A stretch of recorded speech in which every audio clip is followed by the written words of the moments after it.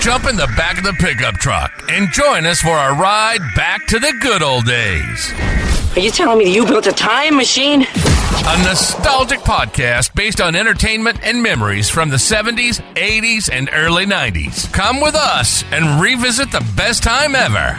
So jump on your BMX bike, pop a heavy metal tape into your Walkman, and hang on tight while you go back to the past with us. Surely you can't be serious. I am serious. And don't call me Shirley.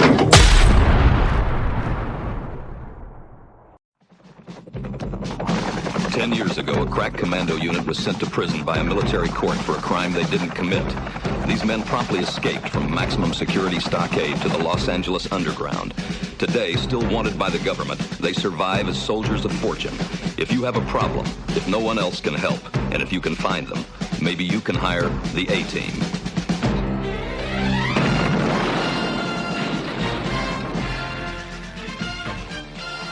Hey y'all, welcome to another episode of Pastimes at 80s High, the cast that takes you back. Got another awesome one for you today. What we're going to do is our ultimate 7-day primetime television lineup. And with that being said, I will definitely get a little more in depth with that in a moment. But of course, as always, I have the boys with me here today. Hello, Dungo. Hey, what's up? Loisel and Kevin. Hello. And of course, Brother Mike. Fantastic then. That a boy. And as always, we love to get going right out of the gate. But of course, before we do so, Kevin has his shout outs. Well, we want to welcome our new friends in Royal Oak, Michigan, Woodbury, New Jersey, Chestnut Hill, Massachusetts, and Montrachet, France. Nice. Right in the heart of the French country. Nice. And some neighbors too in Mass. Yes. All right. We have a name for them, but we won't use it. we don't have to. We love you guys. Sure. Too funny. Awesome. So just to explain this a little more in depth, we're going to go Sunday through Saturday, and we're each going to pick the show we would like to watch on that particular night. There are millions of these, so I'm sure this can go really deep and have lots of episodes doing it. But it's going to be fun because there's just so many incredible shows, and to hear the different opinions from everyone's going to be great as well. So today, Kevin, you have the on hairs. My word. So I will start on Sunday night, and kind of the genesis of this thought was my childhood, as many out there and many of us have talked about. My home was not the most fun place. We were not the Brady Bunch. There was To whiz. but right? on Sunday night, I think all of the disagreements were kind of set aside for a little bit, and we would turn on the Wonderful World of Disney. Oh, yeah. Yep. It was the Wonderful World of Disney from 69 to 79. The show actually started under different names in 54 and ran till last year, and they're talking about bringing it back, I believe. It was fun because, you know, for Disney, they didn't have to really, they rehashed some things, but they just took stuff out of their catalog and played them like streaming does now. But it was more fun back then because younger people don't know this, but you saw a movie in the theater. If you missed it, you never saw it again. Exactly. It was gone. That's so true. They weren't like, you know, it wasn't Star Wars, but it was, you know, the computer wore tennis sneakers or Herbie the Love Bug. Have you ever seen that car before? No, I haven't. Hey, he's a cute little fella. There isn't a driver in the world who can get that speed out of a car like that. He's done something to it. Yeah. Or something that, you know, that 10 years earlier you would have had gone to the theater to see. So you got to see like a Hollywood production movie on Sunday night. And then they did a lot with the cartoons, and they did behind the scenes stuff, and you got to see stuff inside Disneyland or Disney World or whichever one was hopping at the time. Mm-hmm. And it was just really cool. And like I said, it was one of those moments for me that it was kind of like relaxed and family time in a home that didn't really have a whole bunch of that. Right? Oh, that's awesome. I mean, it's so true too when you think about it. Like, to watch a movie was it was an event. Yeah. Like, you were so pumped about it. Like, I remember just falling asleep all the time. I used to hate myself because I'd friggin' fall asleep and miss it after waiting and waiting. But yeah, just that anticipation is huge. That's awesome. I still remember, was it like a fairy or something that ring or whatever? Tinkerbell.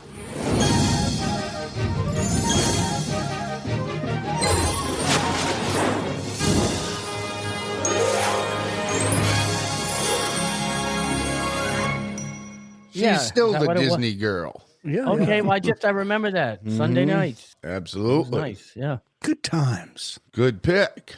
Awesome. Thank you. That's to you, brother. All right, well, this is going to sound very simple, but it had to be. It's Sunday Night Football on ESPN that I believe started in 1987. It finally went to NBC not until 2006. Brought to you by Schlitz. Beer makes it good. Schlitz makes it great. But it was without all the pomp and circumstance from back in the day, that we have now. And you had Mike Patrick, Joe Theismann, and Paul McGuire. Patrick was the play-by-play guy. And going into it, you'd had Tom Jackson and Chris Berman doing all the highlights of the day. Right. And it was, to me, appointment viewing. He might go all the way. He could go all the way. 95. Yeah. Classic. So, it was, again, it was stripped down. It just wasn't with 2-hour pre-games. I liked the announcers very much so. I thought Joe Theismann was great when he started. Paul McGuire was It wasn't Chris Collinsworth being biased. No, didn't grate on you. Yeah, Theismann was good. Mike Patrick was a good play-by-play guy. Yeah. And so, and it just, the Patriots weren't great at the time. They were serviceable, if you will, 9-7 type of years. Right. That kind of thing. But I just really enjoyed it. So, awesome. In fact, I think that's what I watched the game against the Chargers that you went to, Donnie. I believe it was a 41-7 win or 45-7, whatever. That might have been the time when you had the whole thing with the Budweiser as your baby. That video, which was the most hilarious thing I've ever seen in my life. I know. I wish I still had that, but yeah. I don't know if maybe it wasn't a night game, but whatever. I had to bring that up. I was in San Diego. That's when I was stationed in San Diego for a short time. And I was watching the games at like 11 in the morning. Yeah. Yeah, which was kind of hard. Yeah, that's very weird. 11 10 in the morning, really? Right? Yeah, I think it was 10. Yeah. 3 hours. So yeah. Awesome. So that was appointment viewing for me on Sundays. So did they move that one around, Mark, or was that always on Sundays?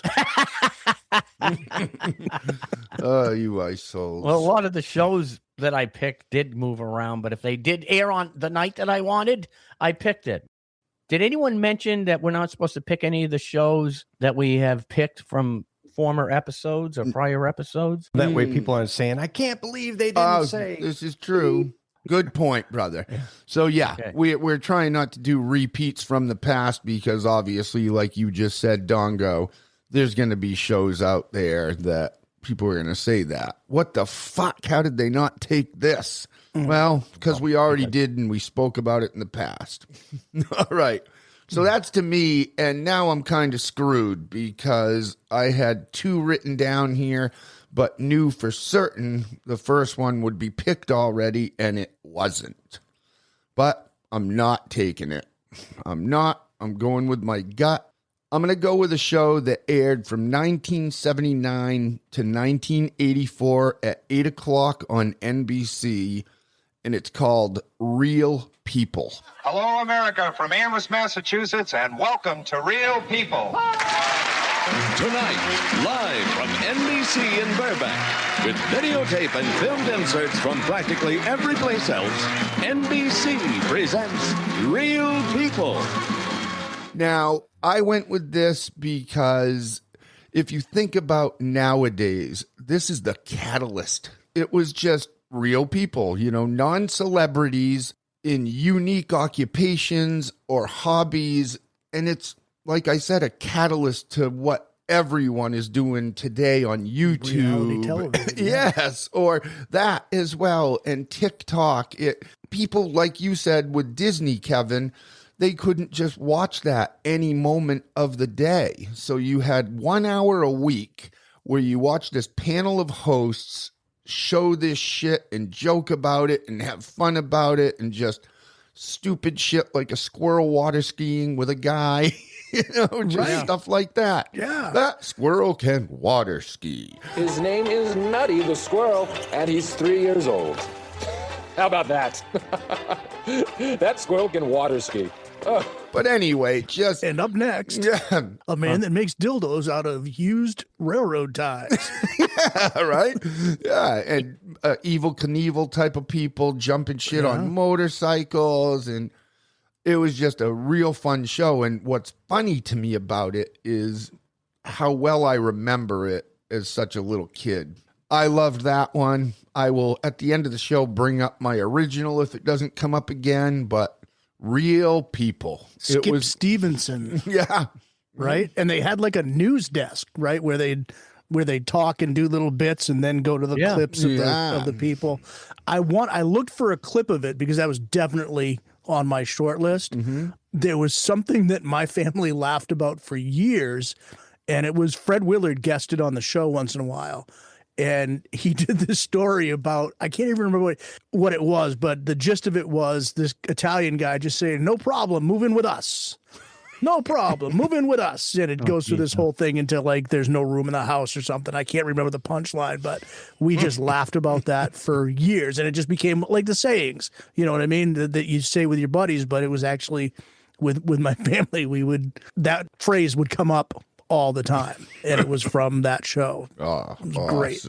That's awesome. All right, Dongo, we're off to you. Cool.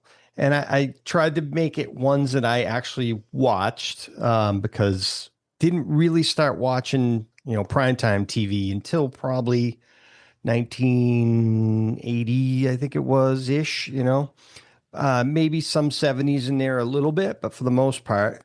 So I started with Ripley's Believe It or Not, which was a revival of a very, classic. It had been going on for decades as far as like almost like a comic book series. Yep.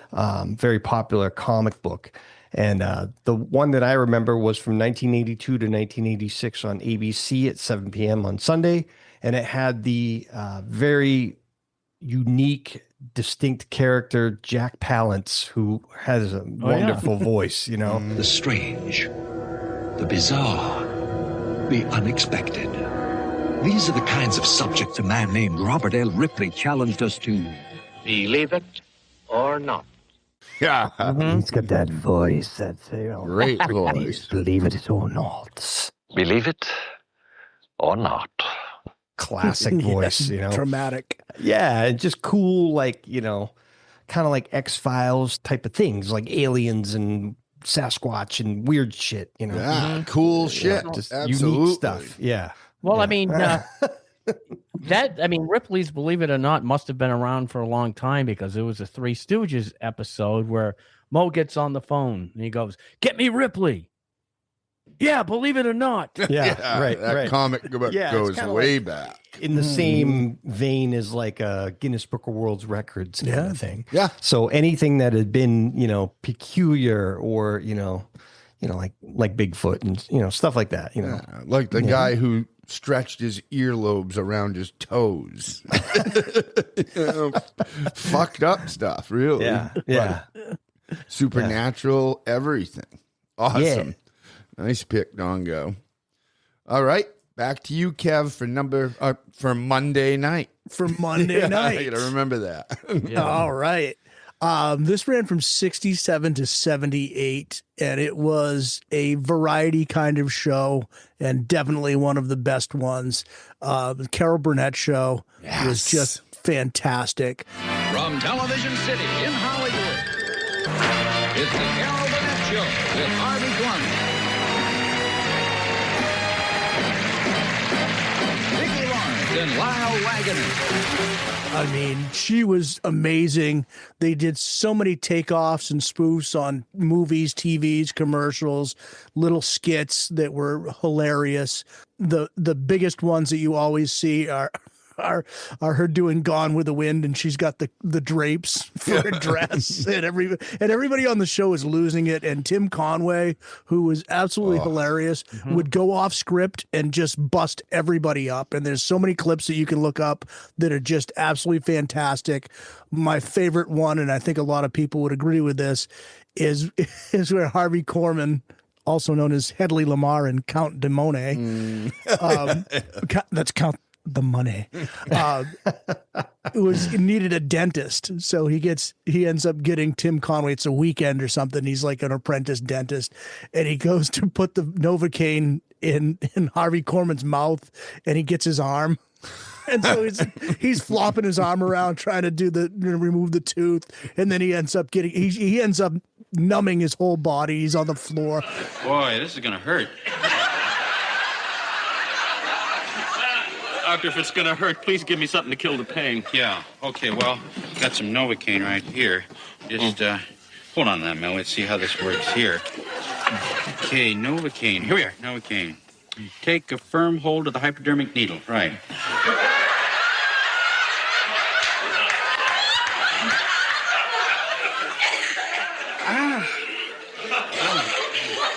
There'll be a little bit of pain, and then numbness will set in.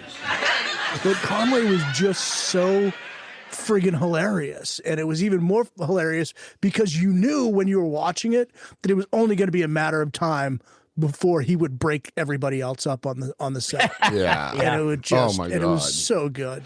Better look at it a little closer with the light.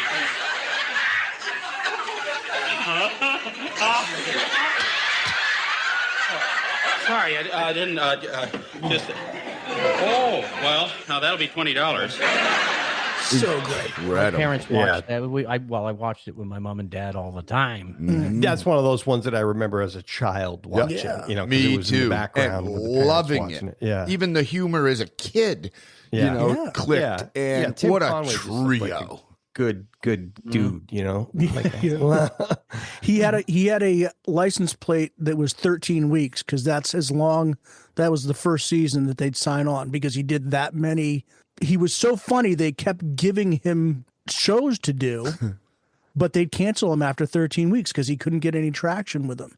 He just, for some reason, and there's one where he's a private detective, and you can watch him now, and he still has sparks where he's funny, but they just didn't carry through as shows. You can see why they never got renewed. Right. Wow. One of the best trios in comedy ever, though.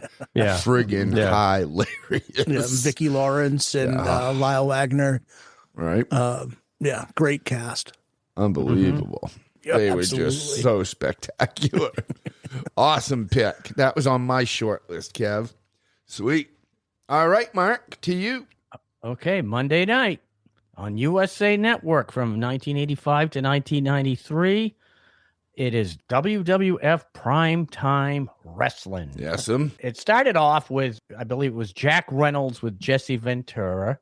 And then Gorilla Monsoon joined Jesse. And then finally, Bobby the Brain Heenan came on. I'm Gorilla Monsoon. I'm your host, Bobby the Brain Heenan. Hello, everyone, and welcome to the first edition of Primetime Wrestling for 1988. Brain, this has got to be better for you than 1987. 1987 was disastrous. Wasn't a great year, no. Still got that horse collar on, and you're still grilling me about a dog? No, Stay off that subject. It was comedy banter gold every friggin' episode. I mean, I didn't watch for the matches. I watched for the fun in between. You know what I mean? And I mean, they went at each other big time. They were putting on the facade that they couldn't stand each other. In real life, they were just really close friends. And you could tell they were just having the time of their lives, you know? It was spectacular. And they would go to places like Toronto or whatever, that just showing the whole card. And they were like mid matches, nothing incredible. They did finally in 1993, what replaced it was Monday Night Raw, back when they said Raw is war. Mm-hmm. But it's just, again, comedy gold.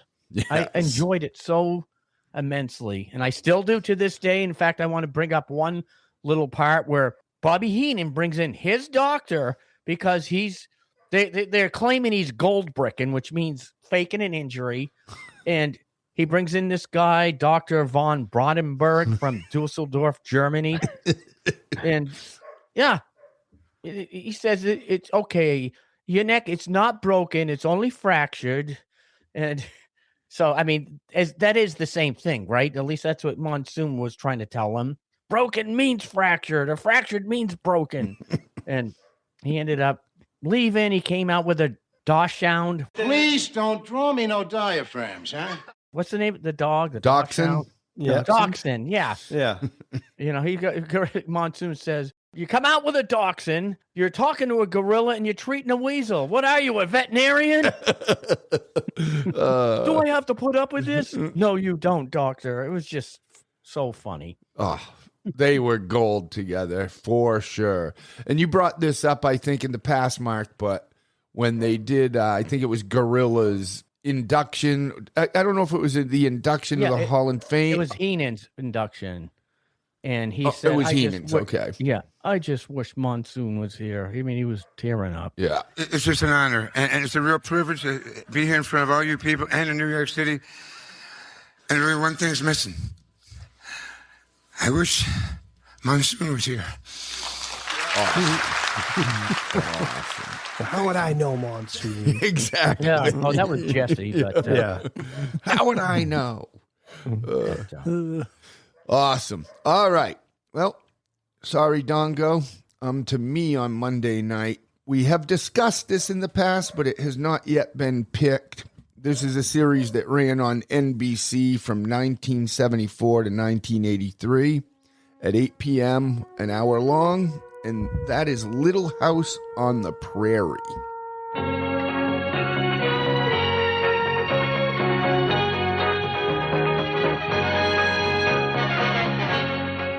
This show to me, I picked it in the past as, Charles Ingalls as my favorite dad, but it's just such a heartfelt show to me. Part of my love for it is how that's kind of how I think I'd like to live at times, just fishing in the creek. Just old school, farm life. And I mean, it was a struggle a lot of the time, but they just had good people on the show. Yeah. Edwards was always my favorite. He's awesome. It's really wholesome as can be, and just a great family.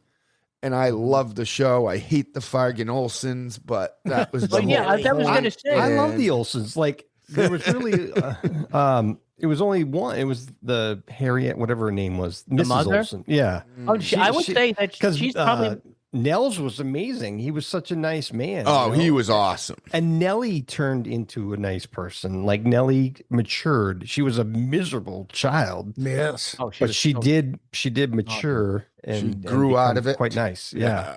Yeah. All right. Well, I you can add, I have the Moolah, fabulous Moolah. I have Witchy Poo, and you can add Mrs. Olson to my list of the most attractive women out there. Or Trunchbull. You can put him in her in there too. Oh, so Victor French was amazing. I think that's his it is. Yes. Yeah. Edwards just he makes unbelievable. it because you watch the new one and there's no replacing that character. No. Like, if they were going to make him that, he was so charismatic and just, looked awesome, sounded awesome. Yep. Fried in pan in a wagon. Yeah, he was awesome. He loved Half Pint too. Yeah. Old Dan Chucker's fine old man wants his face in a frying pan. Comb his hair with a wagon wheel. Tied with a toothpick in his heel. But yeah, such a wholesome show. Love it. Hate the new one. I'll leave it at that and go to you, Dongo. All right. So I had a bunch that I thought were going to be snagged up. So now I got to kind of like, I know. And I think I'm going to go with another kind of reality type of TV show that was on NBC in 1984. And it's TV bloopers and practical jokes with Ed McMahon and Dick Clark. Today's question of the day is, what's the most important thing a pervert can give their children, a parent can give their children? Welcome to TV's bloopers and practical jokes.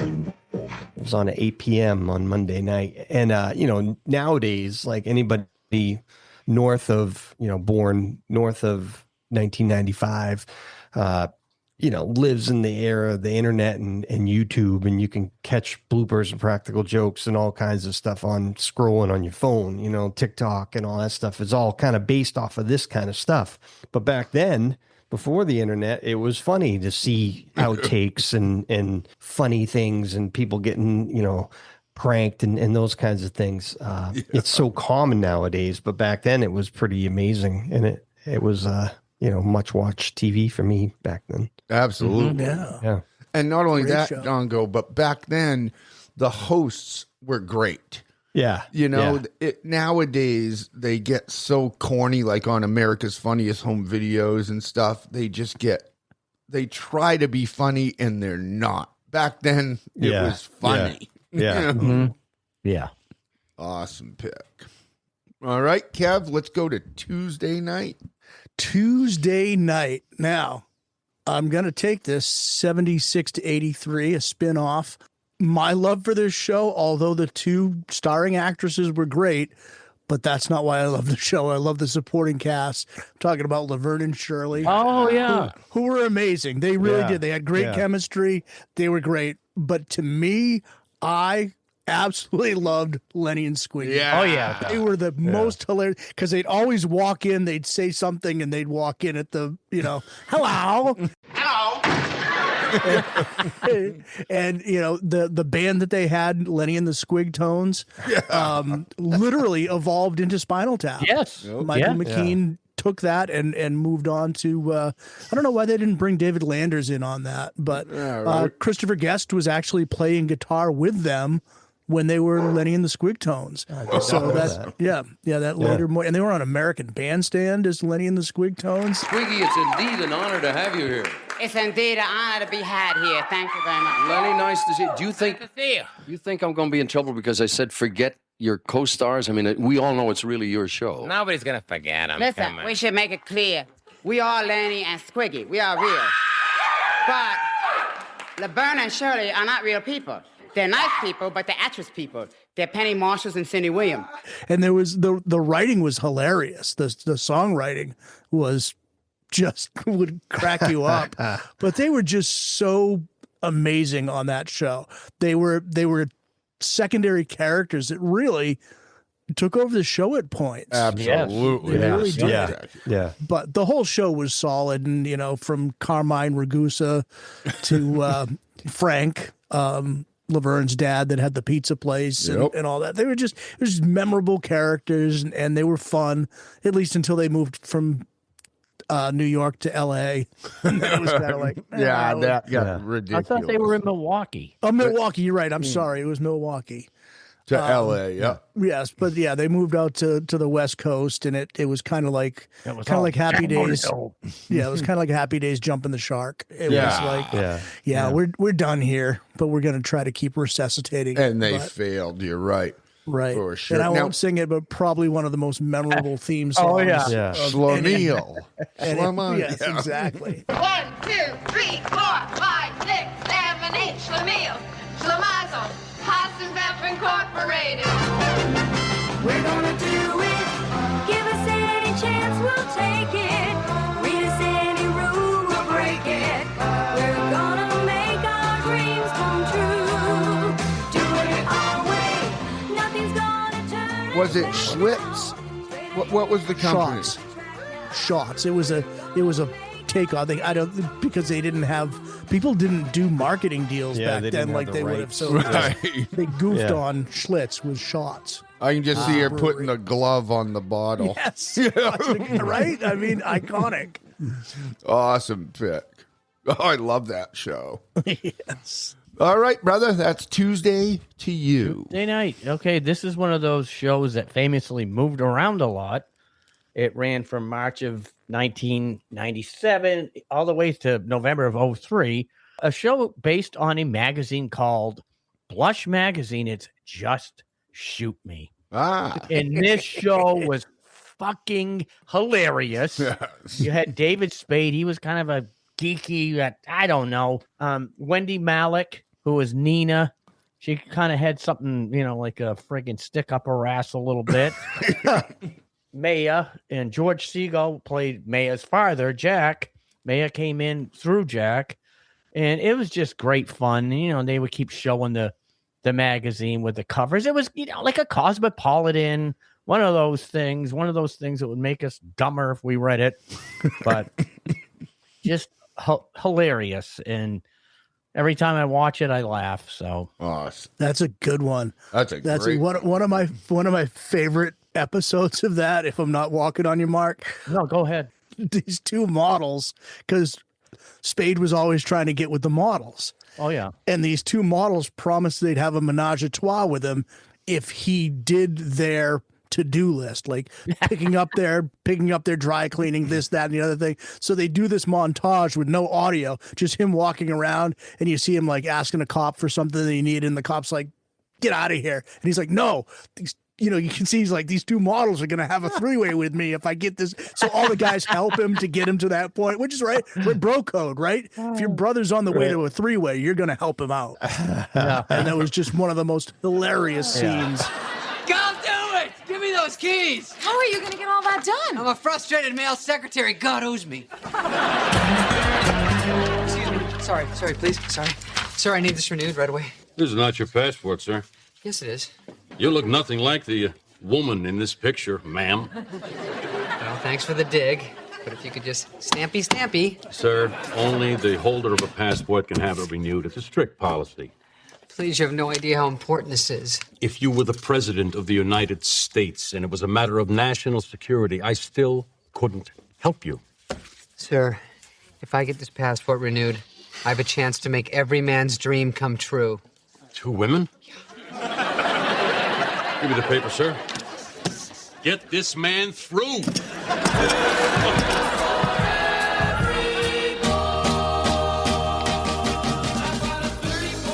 From that show. I loved it. That's awesome. Great show. All right. So that's Tuesday to me. And wow, this one had a big bouncing night. And I have 3 shows on my board, and I'm struggling. I'm going to mention one because I know nobody's bringing it up now. But, Mark, I had Tuesday Night Titans on there. Oh, you did? Well, with Lord Alfred Hayes. Oh, that show was great, but I didn't want to pick 2 wrestling ones in a row. Yeah, but that was. I'm going to go with the one I originally planned on because the other one might come up again. I'm going with Fred Savage in the Wonder Years. Oh, yeah. What would you do if I sang out of tune? Would you stand up and walk out on me? Lend me your ears and I'll sing you a song. I will try not to sing out of key. This is 1988 to 1993. And just incredible. It's such a coming-of-age show with just great family matters in it. And funny as hell, but really deep. It got really deep, and I forget the age that it started and ended at. But, you know, elementary in the middle, and just so much fun and so deep. One of my favorite episodes is when Kevin and Paul went camping with this kind of bully kid, you know, rough around the edges, and they were drinking beer, and it just made me think of my childhood a lot. But this show was so important because the narration of it was perfect. And the dad, I forget his friggin' name right now, but the dad was spectacular. Yes. He was such a ball breaker. Yeah. The brunette chick, I mean, she was really young, but you knew she was gonna be Winnie hot Cooper. someday. Yeah. So I'm going to play Dave Latour for a minute. Remember how he did the Ferris Bueller's Day Off thing with the Detroit Red Wings shirt that only, half of us got right. And I won't say who got it wrong. But anyway, what jacket did Savage always wear? Was it a Dodgers one? No. It was blue. It was blue. It was the New York Jets. All right, fuck you then. You picked the show. I know, but I didn't watch it recently. Still the 1980. What was I? Something prom king. Yeah, because that was during the 80s, but I think it was, AJ, it was based in the late 60s. Oh, yeah. It was just fun. And the dad. Because that was the last cracked time me that the up. Jets won anything. Yes. Yeah. Exactly. Yeah. And it'll be the last time they ever do.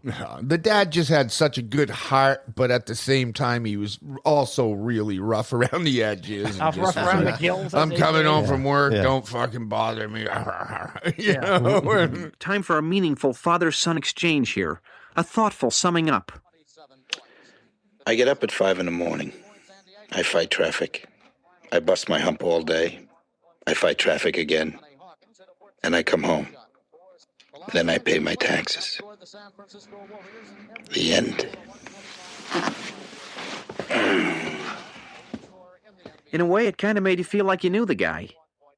I love the show, so I went with it. And I'll go to you, Dongo. Cool, man. So this kind of ties in with my pick from a couple weeks ago where I got some complaints, not complaints, but people were disappointed that I said that I regretted becoming a paramedic, which I did not. You didn't say that. I'm glad I was a paramedic, but I would do things differently if I were to do it all over again. But that's that. But anyways, this also ties it in with like gotta tie it to track. Scotty, beat me up. With the Shat, Bill Shatner, love him, and I loved him on Rescue 911. Oh, yeah. Sometimes a decision made in an instant can drastically affect the lives of those around us. I'm William Shatner. Tonight, true stories of caring people who make a difference on Rescue 911. It was an awesome show. It was on CBS, started 1989, went to August 1996. It was 8 p.m. on days, and just showed real life. Some of it was real, recordings were real. They had interviews with the real dispatchers and stuff, because dispatch is they don't get credit. They do God's work, and sometimes they go through the same PTSD and all that stuff that a lot of first responders go through. People don't realize that because they hear the tragedies on the phone, and oftentimes they don't get follow up on any of it. Like sometimes in EMS, we could get follow up through the hospital and doctors and find out, hey, how'd that guy do, and how'd the kid do, and all that kind of stuff. And that makes a big difference. But sometimes if you're left not knowing, that can leave a big hole in your heart.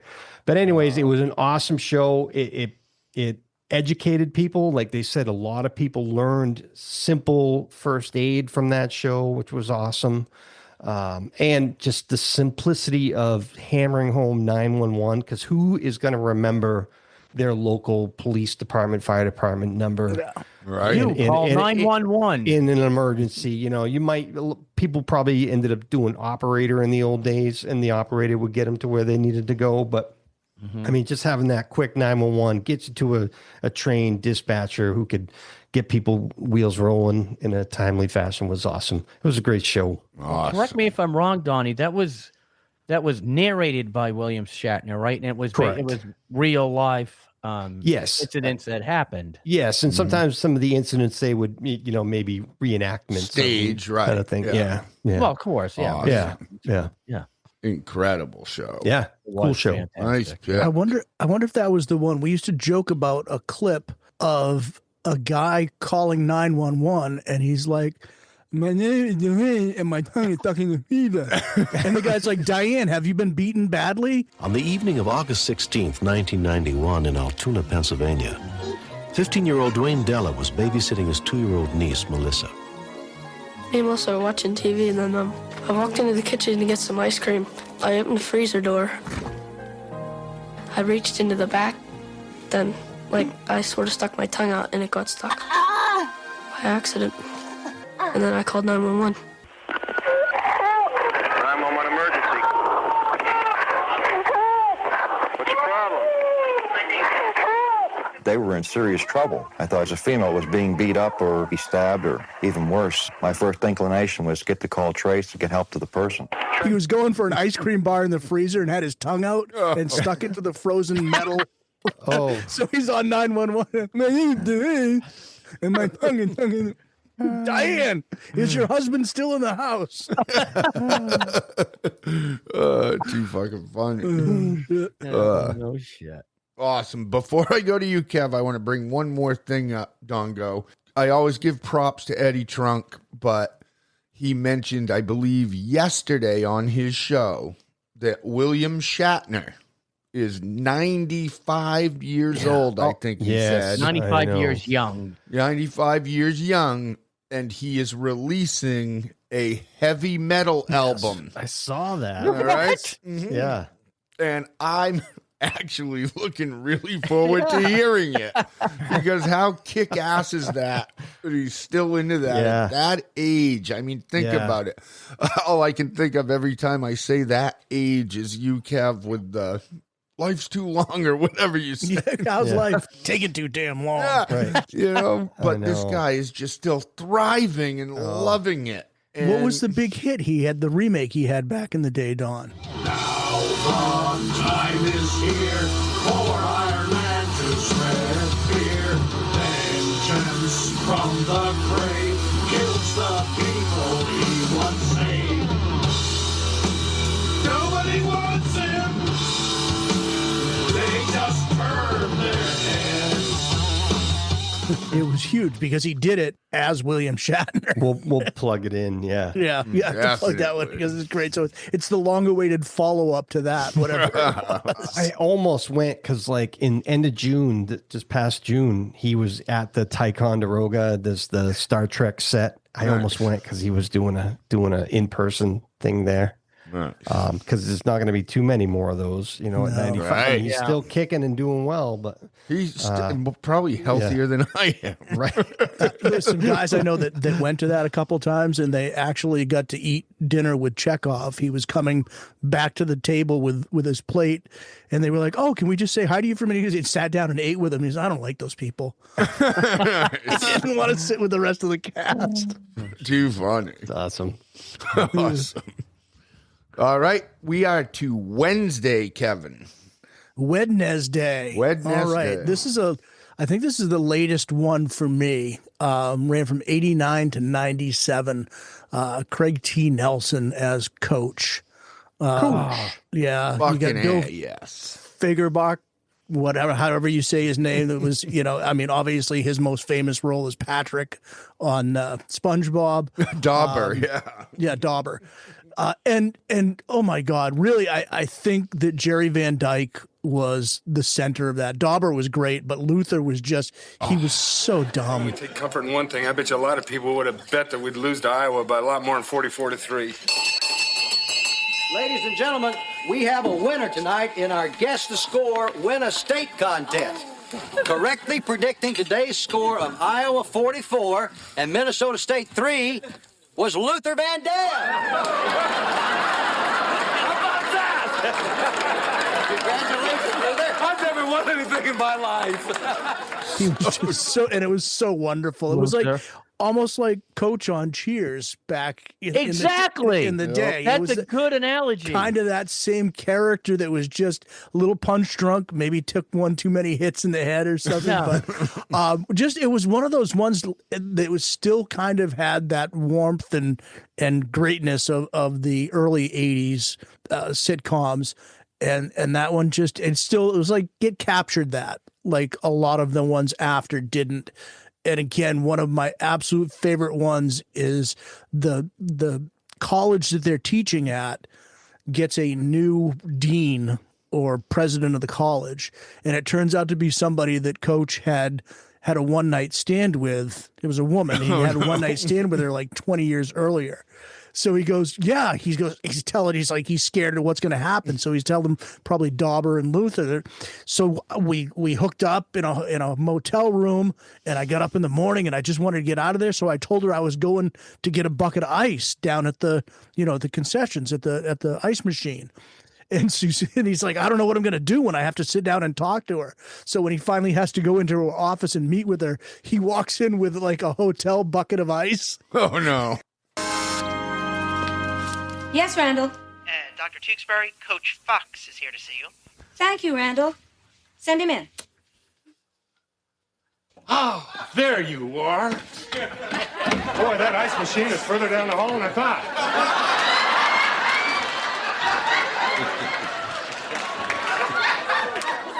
Well, that's good, Hayden. So you do remember. Yeah, well, I was just trying to think of something to keep this light, you know? And he's like, man, those lines are long on Sunday. 20 years later. It was just friggin' hilarious. Oh, awesome. That's great. Craig T. Nelson was just such a man's man. Yeah. I mean, Yes, even on Sheldon, like the new Young Sheldon.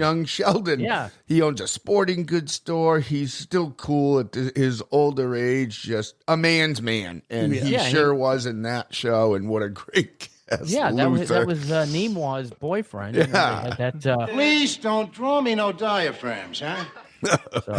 But great pick, Kev. That's Thank an you. awesome, awesome show. All right, Mark, Wednesday to you. Well, Wednesday, that is the night that my now wife Valerie would come over back in the beginning, and she continued to until I moved out here. And as I have found out, she hated this show, apparently. I thought it was so hilarious. It only ran from September of 96 to 12 of 97. It was based on a British TV show, and it was called Men Behaving Badly. And it was so friggin' funny. You had Jamie, who was played by Rob Schneider. He was just shameless, basically. Then you had his roommate named Kevin, played by Ron Eldard, and he was pretty pathetic himself, but compared to Jamie, he was a genius. He actually he was a boss in some kind of office. Then you had Sarah, played by Justine Bateman, who from Family Ties fame, and Cherry, played by Julia Campbell. And my favorite episode is the one where Cherry is quite sexy. And obviously Jamie wants to be with her, and he wants to get a date, and she comes in, she's upset, her mother's sick, and he's like, well, my mother's sick too, and then actually she's dead. And he asked her to, go on a romantic date to spread the ashes. And oh, dear God. So he takes all the ashes out of a grill, and there's like chicken bones in it. So they're in this romantic spot. And she's like, this seems like a makeup spot. And cats start coming up. Oh, my God. And she opens it up, and she pulls out a chicken wing. Really, Jamie? That's a pretty good move. Yeah, he faked it just to get in her pants. And I never saw the British version of it, but I just remember this show just rip-roaring laughing. And it was really stupid. I mean, this guy was pathetic, but in such a funny way. And I'm a big Rob Schneider fan anyway. So, yeah, it was a lot of fun. Too funny. Absolutely. It's amazing how many American shows are based on British sitcoms. Yeah. All right. So that's Wednesday to me. This is the one I don't have an Audible for. And it does fit our time frame. This ran from 1962 through 1971. So I was just born. It was on CBS at 9 o'clock originally, but I also saw this in syndication on Primetime quite often. And it's a show called The Beverly Hillbillies. Oh, jeez. This show was so fucking funny to me. Just these hicks striking oil. Everyone knows the song. And listen to my story about a man named Jed. A poor mountaineer barely kept his family fed. And then one day he was shooting at some food, and up through the ground come a bubbling crude oil, that is black gold, Texas tea.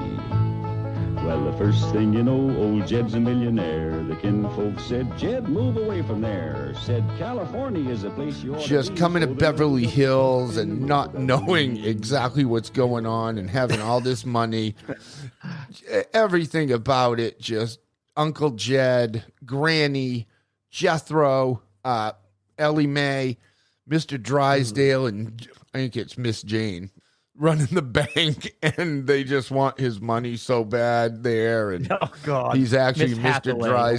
whatever. Yeah, Yes. Jane, Miss Jane, Jane Hathaway. Oh, she But drove me nuts. I couldn't stand her. her Oh, voice, yeah, Mr. Drysdale.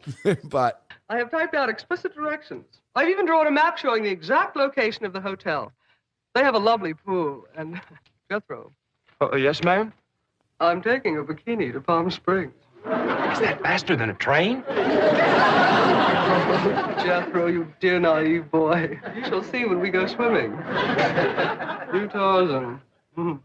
Me Jane. No, ma'am. I'm Jethro Bodine. man, the show, the cement pond. Oh, and, the cement pond. Yeah. Is this place got a pond? Has it got a pond? Uncle Jed, it's the fanciest thing you ever did see. All cement. Cement pond. Yes, sir. And there's steps. So as the cattle can walk right down into it and get a drink. When Jethro is fishing in it, trying to catch fish, friggin' moron. But I know my times and tables. Just everything about the show. I mean, Granny was amazing too, but just everything about it. Just take you out to the woodshed, and, get the switch. And they just had this beautiful, beautiful home and just didn't know what the fuck to do with it. Right. Granny still had the still out back, but awesome. I mean, think about it. How many shows you could name that, but Beverly Hillbillies, you could add something on to almost every show out there in America and just do it right. But this one was done right, and it was spectacular. I'll leave it at that. Dungo. All right. So interestingly, that will tie into mine, but I also have a tie into your, when you said Real People, I had that for Wednesdays. And I loved Real People solely for Fred Willard. I love Fred Willard. Like, that guy is amazing. And I just go back to him on Best in Show. Like, his interactions in that movie are hilarious. Like Shih Tzu. I think the Shih Tzu is a terrific What's dog. that one? The Shih Tzu. The Shih Tzu. That's one you don't Shih Tzu. you don't play around with that name, do you? It doesn't come trippingly off the tongue. Stewardess, can I take a Shih Tzu on my carry-on, or does it have to be stowed? Yes, that's Sir, is that a Shih Tzu an in old your... joke, but a good one nevertheless. Yes. There's a name you can't say very easily. Or when the lady's like grabbing the dog's balls. Really giving him a thorough going over. Are all judges that thorough? I mean, she Yes, looks yes. at the teeth. It's very important that all the attributes are examined. Teeth, eyes, ears, Ouch. gums. Am I seeing right? Where's she putting her hands now? She's just checking out the dog's testicular area to make sure that everything is intact. Hate to go out on a date with Judge Edie Franklin, have her judge me. That'd be no fun. He's like, what's he doing there? That looks uncomfortable. Yeah. It's a shame. I wouldn't want her going out with me on a Friday night or whatever. Yeah. But anyways, back shame to that in some countries they eat those dogs. Yeah. Yeah, he's classic. Him and Fred Byron Allen on that show were awesome. Yeah. But going back to the Beverly Hillbillies, for my next pick, it originally started on Thursday nights on Fox, and then it did 2 seasons on Thursday nights at 9, and then switched to Wednesday at 8. And it's a cheesy ass show. I mean, I love the cheese. I have to go with it, but it's Beverly Hills 90210.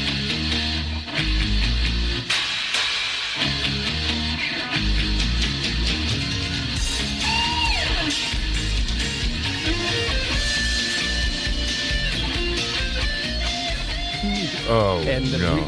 It's a horrible show. Awful. But when I was 20 years old at Berkeley in Boston, that's what we watched because we liked the chicks. We liked Tori Spelling, and we liked Jenny Garth and Doherty. Shannon Doherty. Yeah, we loved the girls, it had so Brian Austin Green I mean, that guy was such a dork, and he landed Megan Fox. I mean, how does that guy land Megan Fox? He's rich. But I mean, it was a dumbass show. Luke Perry was in it. Jason Priestley. Dumb. It was dumb. Well, Luke Perry, but I watched it, and I watched it Doherty because there were both- hot chicks on it, and that was a memory of mine when I was in my early 20s. Wow. So yeah, Yeah, I'm Shannon shocked. Doherty and Luke Perry are both deceased now, aren't they? yeah. Mhm. Yeah. I saw Mark's face when you picked it, Dongo. I'm like, oh no, here we go. He's disgusted. Yeah, well, they were very mature. They It's were like so what I mature. watched. It's what I watched, and it was like stupid soap opera. Just watched it for the girls, man. Yeah, Can't blame you for that. I honestly can say I do not think I've ever seen an episode of it. Nor I was have I. aware of it. Obviously aware of, you couldn't get away from the people that starred in it. And yeah, they were some fine ladies. Yeah, Mm. for I my don't other think was Real People. So AJ took it. I had Real People was on Wednesday, and my Yep, I had it on Wednesdays too, Don. I just had but to also jockey Highway it. to Heaven and yeah, Mork and Mindy, which we've picked. Up, so yeah, yeah. Oh dear Lord. But anywho, Throwing some out there. I will say that I think I have seen one episode of it because they talked about it on a podcast where one of the guest stars was on, and they introduced drugs into the show. I knew it the minute he came in the door. Drugs. Drugs. And someone OD'd and everything. So I had to go back and rewatch that, or not rewatch, watch. And I think, tying ashamed. into the Laverne and Shirley, I think the characters moved to Beverly Hills from, I think it was Wisconsin. Somewhere Milwaukee, maybe Minnesota. It was somewhere in the, upper Midwest that they moved to, which we said the Laverne and Shirley did the move too, right? Yeah. So. All right. Well done, Dongo. Not one of my shows, but hey, we have our loves, it had right? to be what we watched. It had That's to be right. what we liked, right? All right, Kevin. Here we go to Thursday. Am I correct? It is Thursday, and Donnie just made me aware that I have made a mistake. So I have to scramble here for a second. Oh dear. Well, no, it's absolutely my fault. I don't know why I checked Mork and Mindy and thought that it hadn't been a pick, but it was. So that is definitely verboten. You're out. Yeah, you're out. Skip your turn. You're up, Mark. Okay. All right. So Shit. So I just checked here, and not actually the show. We talked about one of the actresses. So for Thursday night, go with it. Yep. For Thursday night, I'm going to go with Buck Rogers. Rogers. Because that was one of the shows that was just hot women. It was space age. It was tweaky. And what was the... Someone isn't gonna like that. And what was the clock? Because that always... Who was the Theo. Who was the rapper? I think it was Theo. Theo. You're Captain Buck Rogers, and according to your ship's log, you left Earth in 1987. But that much I know. Tell me what I don't know. Well, if preliminary data holds up, it appears you have returned to Earth 504 years later. You are now in the 25th century. Yes, Dr. Theo. Yeah. Yeah. So when Flavor Flav became popular, and he always wore the big wall clock as a it always made me think of Twinkie. Yeah, boy. Dr. Theo. So that's a tie in there. But so yeah, Buck Rogers was just one of the great ones from that era. Gil Gerard, I believe, was the actor. And it was just fun, a little bit cheesy, but it had a little bit of the, the time travel, the sci-fi kind of stuff, and based on, I think it was a comic book from like Oh yeah, that went back. That early story days, was, right? Yeah, that was a that's- long running story. and the serials in the theaters and Yep. all that. So, yeah, that was definitely a great show from that era. What years did that run, Kevin? How the fuck do I know? I just It had to pull it out of my ass. 1979, and it did 2 seasons. And the reason why I know that is because that was going to be my pick. Oh shit! Oh, I'm sorry. But I ruined your Mork and Mindy. So No, you didn't ruin. I ruined it because I fucked up. That's you funny saved to me me. from being a fucking idiot. Breaking your own rules. But yes, I loved Aaron Gray. Oh, Yeah. Wilma Deering, and of course Queen Amidala. Yes. Pamela Hensley. That's who we mentioned. 'Cause Yeah, she was your came up girl. yeah, Mm-hmm.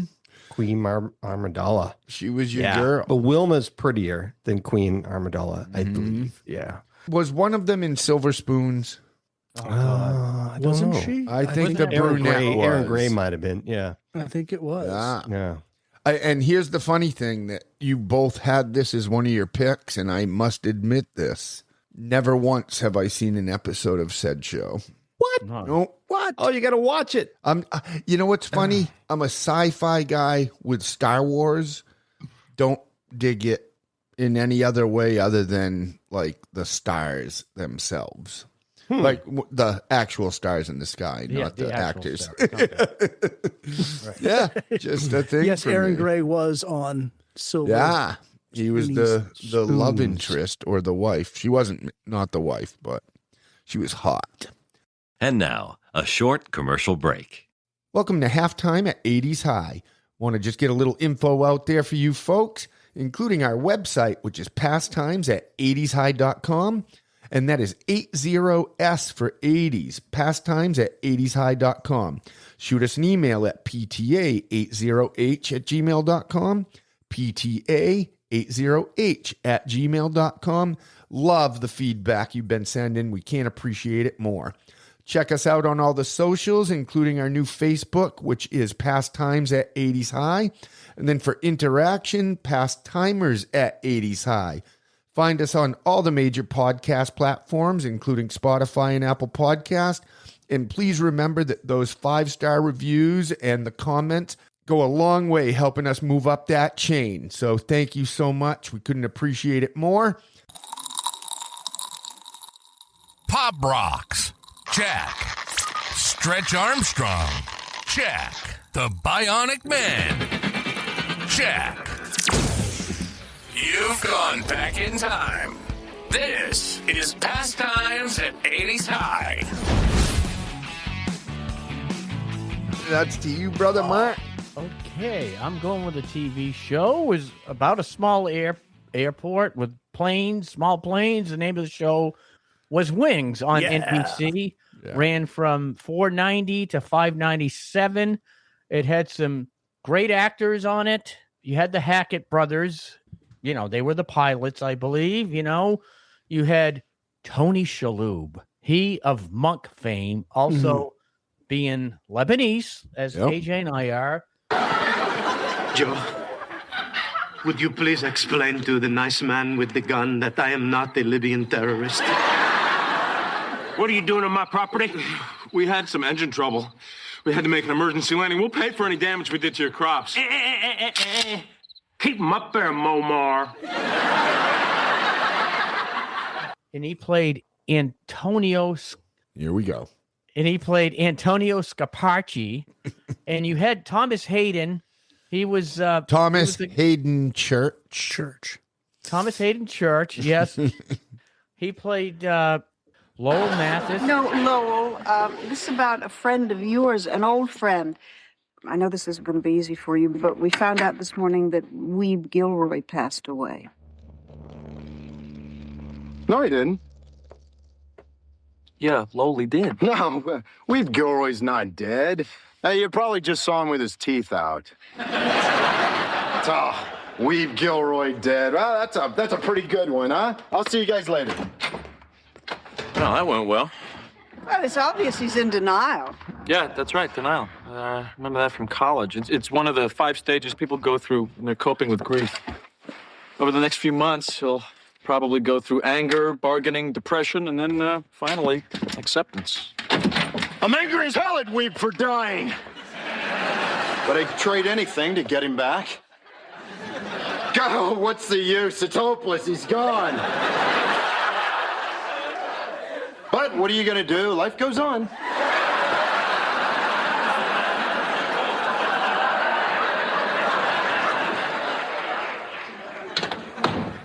Some people go through it faster than others. Just a friggin' riot. And it's hilarious. Yeah. You know, probably not the smartest, the sharpest tool in the shed, but... And he was the mechanic. Yes. Well, he was a mechanic. Mechanics aren't stupid, but... You said tool. I was thinking mechanic. Sharpest mechanic in the shed. Okay. But, I used to watch this all the time, and I absolutely loved the show, and I didn't actually realize that Monk was in it until the other night, but it was constant humor. Yeah. Incredible show for sure. And Thomas Hayden Church, another tie into that, as we were talking about, William Shatner is a huge rock and metal fan. He's fun to listen to talk when he talks about music. Big time. What show has he been on? Has he been on? He's always on Eddie Trunk. Well, he's been on Really? Eddie Trunk quite a bit. Yep.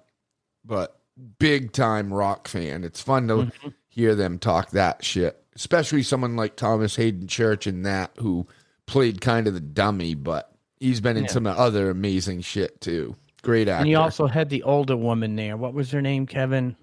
The one that was really kind of obsessed with sex and everything. Faye. Yeah. And she was a really humorous character as well. They were all humorous. Oh yeah, but it was actually the big, the not so much the Hackett brothers or his future wife, Helen Chapel Hackett. It was the back guys. It was Shaloub and Church and that older lady there. So Faye. They're the ones that really provided the comic relief, as far as I'm concerned. Awesome. That's an awesome show. Loved it. Yeah, I love that show. All right. Thursday to Me. This is on the USA Network from 1983 to 1986. And I could have picked any weeknight for this one because it was Monday through Friday, but I went with Thursday just because I had something for everything else. And it's Radio 1990. Radio 1990. Two female hosts, Lisa Robinson and Catherine Kinley. It was just a lot of, obviously, music videos. It was kind of a companion, actually, to Night Flight. More interviews than videos on it. And they'd always have guest stars on it. And here's my first one, but gotta tie it to Kiss.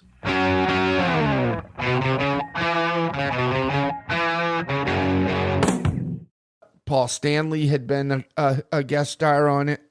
Eric Carr was on it. One of my favorite episodes. God rest his beautiful soul. Today, I'm Catherine Kinley, and this is my special co-host today, Eric Carr of KISS. Welcome to the show. Hey, thanks, Catherine. Let me tell you, I have to tell you something. This girl is so pretty. I don't know if I'm going to be able to keep my mind on what's going on today, but I'll try. Let me tell you, I like this guy. I'm going to keep him the rest of the week. But today, we've got video music from April Wine, Heaven Girls School, and a band that Eric pounds the skins for, KISS. Plus, we'll have a sneak preview peek of KISS's new video, Tears Are Falling. It's a great video. You have to see it. From our brand new album, Asylum. But to start the metal ringing, today we've got some vintage KISS with Heaven's on Fire. Frank Zappa was a host, Kev.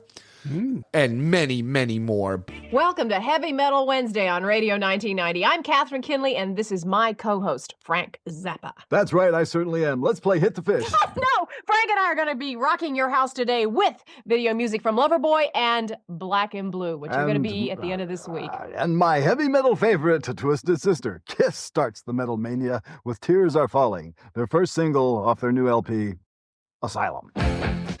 Frank, More than half of the songs cited as the, quote, filthy 15 by the Parents Music Resource Center, the PMRC as it's called, are heavy metal songs. Now, why do you think that is? Gee, I don't know. I have been a fan of your music, believe it or not, and I respect you as a true original and a tremendously talented musician. The statement that I want to get from you is on whether or not you feel that the concern is legitimate, because occasionally you feel very strongly about your position. I understand that. Very articulate and forceful. But occasionally you give the impression that you think parents are just silly to be concerned at all. That's not an accurate impression of. Okay, well, please clarify it then. First of all, I think it is the parents' concern. It is not the government's concern. Yeah, they agree with you on that. Well, that doesn't come across in the way they have been speaking. The whole drift that I've gotten, based on the media blitz that has attended the PMRC and its rise to infamy, is that they have a special plan, and it has smelled like legislation up until now. There are too many things that look like hidden agendas involved with this, and I'm a parent. I've got 4 children. 2 of them are here. I want them to grow up in a country where they can think what they want to think, be what they want to be, and not what somebody's wife or somebody in government makes them be. I don't want to have that, and I don't think you do either. Back then, it's when I was looking for mostly Kiss, of course, but bands I loved on videos. And it's funny because this was a bit before MTV was as mainstream. Like they weren't playing the music I liked as much. It was more pop and new wave, and this gave me a chance to see a lot more rock and roll. But it was just fun to me. I'd make sure I wouldn't miss it. It was on at 7:00, only a half hour, I believe, if I'm not mistaken. I loved it. And I know Thursday night is a massive lineup night, but to me, it wasn't. I mean, I'm throwing this out there because we've all picked it already. We all had Seinfeld in a previous episode. I would have went with that for Thursday nights, but all the other ones that everyone loved, I don't know. I wouldn't take it over Radio 1990. 1990 is sooner than you think. Paul Stanley had that little blurb. But yeah, you bring up USA Network that this show was on, and all the wrestling shows, but they would have like out of market basketball games, all kinds of good stuff. It was terrific. Yeah, and that was Channel 2. Remember, because it was C-SPAN for a while. And then USA Network. And when that came along, it was a lot of fun. It was certainly more fun than C-SPAN. and they would, no kidding. But nothing's more fun than C-SPAN, AJ. Come on. Yeah. Our next call is from Fall River, Massachusetts. Our line for Republicans. Good morning. Hi. One comment on C-SPAN programming before I answer the question. I would really love to see more coverage of the candidates' wives. The only thing I've seen C-SPAN cover so far was the Teresa Hines Carey speech, where she spoke about her plight with vaginosis and how the smell of tuna. Next call is from Farmington, Minnesota. We apologize for that. Once in a while, some unsolicited type callers get through. Farmington, Minnesota, good morning. And they would show like whole wrestling cards from Madison Square Garden. Yeah, I mean, it was awesome. Yeah. They were ahead of the curve there, so damn straight. All right, Dongo, wrap Thursday up. Oh, so I had to scramble because I thought Buck Rogers would be virgin. Sorry. And then you guys will have to be the judges. Was Magnum PI picked in a previous cast? I don't believe so. I don't believe so. No, I know it has been spoken of. We mentioned it at some time, but I loved Magnum PI. I didn't pick that because I thought it was mentioned, but maybe not. But I got to go with it. I got to go with it. I loved. I don't know the actor's name, but I love the character of Higgins. Yeah, where he's like the British guy. He's all proper and he's oh my god, oh my god. Oh my God! Oh, my God! He would always get like so angry at Magnum because Magnum was kind of like, hey, whatever, he's laid back. He's ex-special forces, does private investigating, gets into all kinds of cool stuff. But like Higgins, was like the caretaker of the property, and the owner of the property was, what was that guy's name? Mr. Masters or something like that. It kind of reminded Robin Masters. It kind of reminded me of Charlie's Angels, where they always had the owner was through a voice box or whatever. Right. Like you never met them, you never saw them. Good morning, angels. Good morning, Charlie. Are we ready, Bosley? You just heard them, and I think they used the same voice too for Robin Masters and Charlie. And part of me was like, Higgins is Robin Masters. He's just pretending to be the caretaker of the property. Could be, right? Yeah. The voice of the mysterious Robin Masters was provided by the legendary Orson Welles. He voiced the character until his death in 1985. Afterward, the show leaned into the fan theory that Higgins was actually Robin Masters all along, a question never definitively answered. But that was a great show. I love that show. So that was a good number 2 that I had to pull out of my, what? Your ass. You can say ass on here, Dongo. Okay. Come Can I on. just bring up a couple Out of things my on that ass. show? Attaboy. Donnie, to add on a little bit. What's first that? of all, we have another quiz. What baseball team's hat did he wear? Detroit Tigers. Mm-hmm. Yes. And did you know that he actually had an at bat for the Detroit Tigers in a preseason game or exhibition game? Tom Selleck did. Training. He's very athletic. Yeah, wicked athletic. Yeah. He hit a few foul balls and everything. He ended up striking out. Yeah. But awesome. Nice. Good quiz. Good throw in. Yes. Yeah. Oh, also, but I can't let this go. He reminded me of Dwight Evans. Wicked. He did. Yeah. Very much so. Yeah. He had always that thought great that, mustache, too. in So did Dewey, in the yeah. annals of mustaches, the Tom Selleck Magnum PI mustache is an epic. Yeah. And he's one of rendition. the only people, A, that can pull the stash off, but Yeah. B, doesn't yes. look, but B, does not look correct without a mustache because his upper Correct. lip's about 4 inches wide. Dwight Evans never did Yeah. either. He looks good fucked without- up without a mustache. No. It's All like when right. you see somebody that's always worn glasses, Yeah. and then you see him without them, it's like, It's weird looking. what is your face doesn't look like that. So true. All right. We're moving on to Friday, Kevin. Friday night was actually, it was based on a Cheech and Chong skit. The writer of the show followed Cheech and Chong around from their Pedro and the Man skit and came up with Chico and the Man. Yes. And that was one of my favorites as a kid. I mean, it was in a garage. They were working on cars, but it was Freddie Prinze Sr. and Albertson from the grandfather in Willy Wonka. Mr. Brown, I brought a peace offering. If that's the dirt from the hole you just dug in the alley, you can put it back. Chico, introduce me. I'm sorry. Ms. Rogers, can I present Louis Wilson, your local sanitary engineer? Oh, come on. He's a garbage collector. Why can't you call a spade a spade? Wait a minute. An unfortunate choice of words, Ms. Rogers. I'll accept that explanation, and I'm pleased to meet you, Mr. Wilson. The pleasure's mine, Miss Rogers. And I might say that the quality of garbage in this neighborhood will rise 1,000%. And it will really be an honor for me to service your can. That was him. You're right. I love that guy. I never Yeah. put one and one together. Yeah. How There you did I go. miss that? Yeah. There you go. See, you learn something new every day. On Yes, and usually Pastimes from you, Kevin. at 80s High.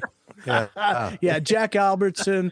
It was just, it was kind of I think they were trying to work on the early days of social engineering and people, not being prejudiced. Because Albertson's character was a grumpy old man, and Freddie Prinze was, a Chicano. You people came here to solve a problem, and all you do is argue. And not even in the right language. And where are you going? I'm going home. And as a minority, I suggest you people do the same. Even if it means swimming the Rio Grande. And the smart ass. Yeah. And so they ended up, there was trouble in the first episodes, but they ended up working together and becoming kind of like a little family. And it was it's one of those shows from that era, 74 to 78, that I was just young enough to not question the shows and just take them for what they were. And they were kind of heartfelt and entertaining. Very.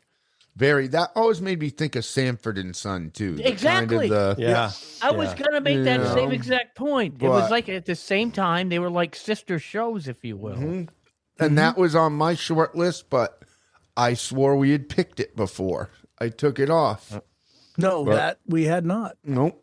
Discussion, perhaps. But he was a lot like Fred Sanford, where he would kind of boss the kid around and make him do shit for him. It was awesome. Absolutely, yeah, but nowhere near as brutal as Fred was. To Lamont. Lamont, you big dummy. You big dummy. That's an awesome pick, though, Kev. I love that show. Indeed. All right, Mark, Friday to you. Okay, well, this is, you might at first think it's a repeat, but it is not. It is the TV series Planet of the Apes. Yes. And if you don't remember, it only ran from September 13th, 1974 to December 20th of 1974. Wow. And Roddy McDowell played the ape Galen, who befriended a couple of humans. And Humans. Yeoman. Yeah, Alan. Yeah. You had Alan and Peter. They were astronauts, of course. And in General Urko, played by Mark Leonard. But this show was great fun. And one of my favorite episodes, and I can actually do a skit verbatim. And Valerie couldn't believe it when we saw this the other night. Well, it's an episode where mosquitoes are causing malaria. They do cause malaria. I know they do. But the apes, the council couldn't believe it. They broke down laughing when one of the astronauts told them what was going on, because Thesis died from it. And they were like, okay, I'll just come out and say it right now. I want guards at that end of the road, and I want more guards at that end of the road. Watch closely. If anyone tries to escape the village, shoot them. Well, it was closely, but that was the word I was trying to spit out and messed up. But he says the ape who learned it from the human says, I believe it is from mosquitoes. I made a discovery of a rare disease called malaria. Obviously fatal to apes and to humans, and obviously not transmitted through bodily contact. And how, Zoran? I have reason to believe that the disease grows in stagnant pools of water and is introduced into the bloodstream by the bite of mosquitoes.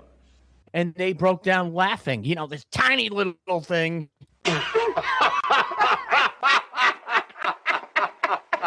Zoran, are you aware of what you're asking us to believe? You can't be serious! He's got the fever in... There are such pools of stagnant water in Treon, and humans and your soldiers were exposed to it. And what do you propose we do now? Well, I need several hours to further reappraise the situation, Zaius. I will not back down to a mosquito. It was fun. Roddy McDowell, that was his absolute favorite part. I mean, he played Cornelius, he played Caesar in the movies. But when he played Galen, it was great, and he didn't have the wife nagging him all the time and everything. And did you guys know that this show existed? Hell yeah! Yeah. Oh yeah. Oh, you did. Who didn't? 1974. I was 10. You guys. They were about syndicated 3, it sometimes literally. too. They syndicated it for sure. And mosquitoes are the biggest spreader of disease pretty much on the planet. Yeah, in the world. Yeah, they kill more absolutely. people. Yeah. Well, what's funny is but the apes didn't understand. Go ahead, Kev. Oh, I was just going to say the funny part is that Bill Gates and his malaria mosquitoes are going to lead us to Planet of the Apes anyway, where we all die off and the apes take over. Apes probably take over. Yeah. But the humans could talk on this show, by the way. I know, that's weird. You know, they were civilized. I mean, they probably didn't have the best life. I mean, they were kind of slaves and everything. But yeah, it was on Friday night, and I looked forward to it when I was 10 years old, like you wouldn't believe. And Awesome. interestingly enough, and nobody can pick this show because it was a morning cartoon, but they had a show called Return to the Planet of the Apes, which was a cartoon. Mm-hmm. So, but yeah, I knew loved for it. certain you'd have that one. Yeah. Without any question. You were right. All right. So Friday to me then. All right. Friday. I think this is our first cable TV show, or, pay cable. This ran from 1989 to 1996. First at 10 p.m., then it went to 11 because I got nervous because 11 p.m. was out of our range, wasn't it? But this is called, and it ran on HBO, I should say that, Tales from the Crypt. Viewer warning. The following program contains material that may be too intense for some viewers. Parental discretion is advised. Tales from the Crypt. And I loved this show. It had, I'm not going to pull names out, but there were so many guest stars on this show, and I loved the Crypt Keeper. He was funny as hell. Like, just not someone you'd think to be funny, but he was. He always had the great jokes and, the one-liners. Next time I book a table for 8 o'clock, Wolfgang, I expect to be seated at 8 o'clock.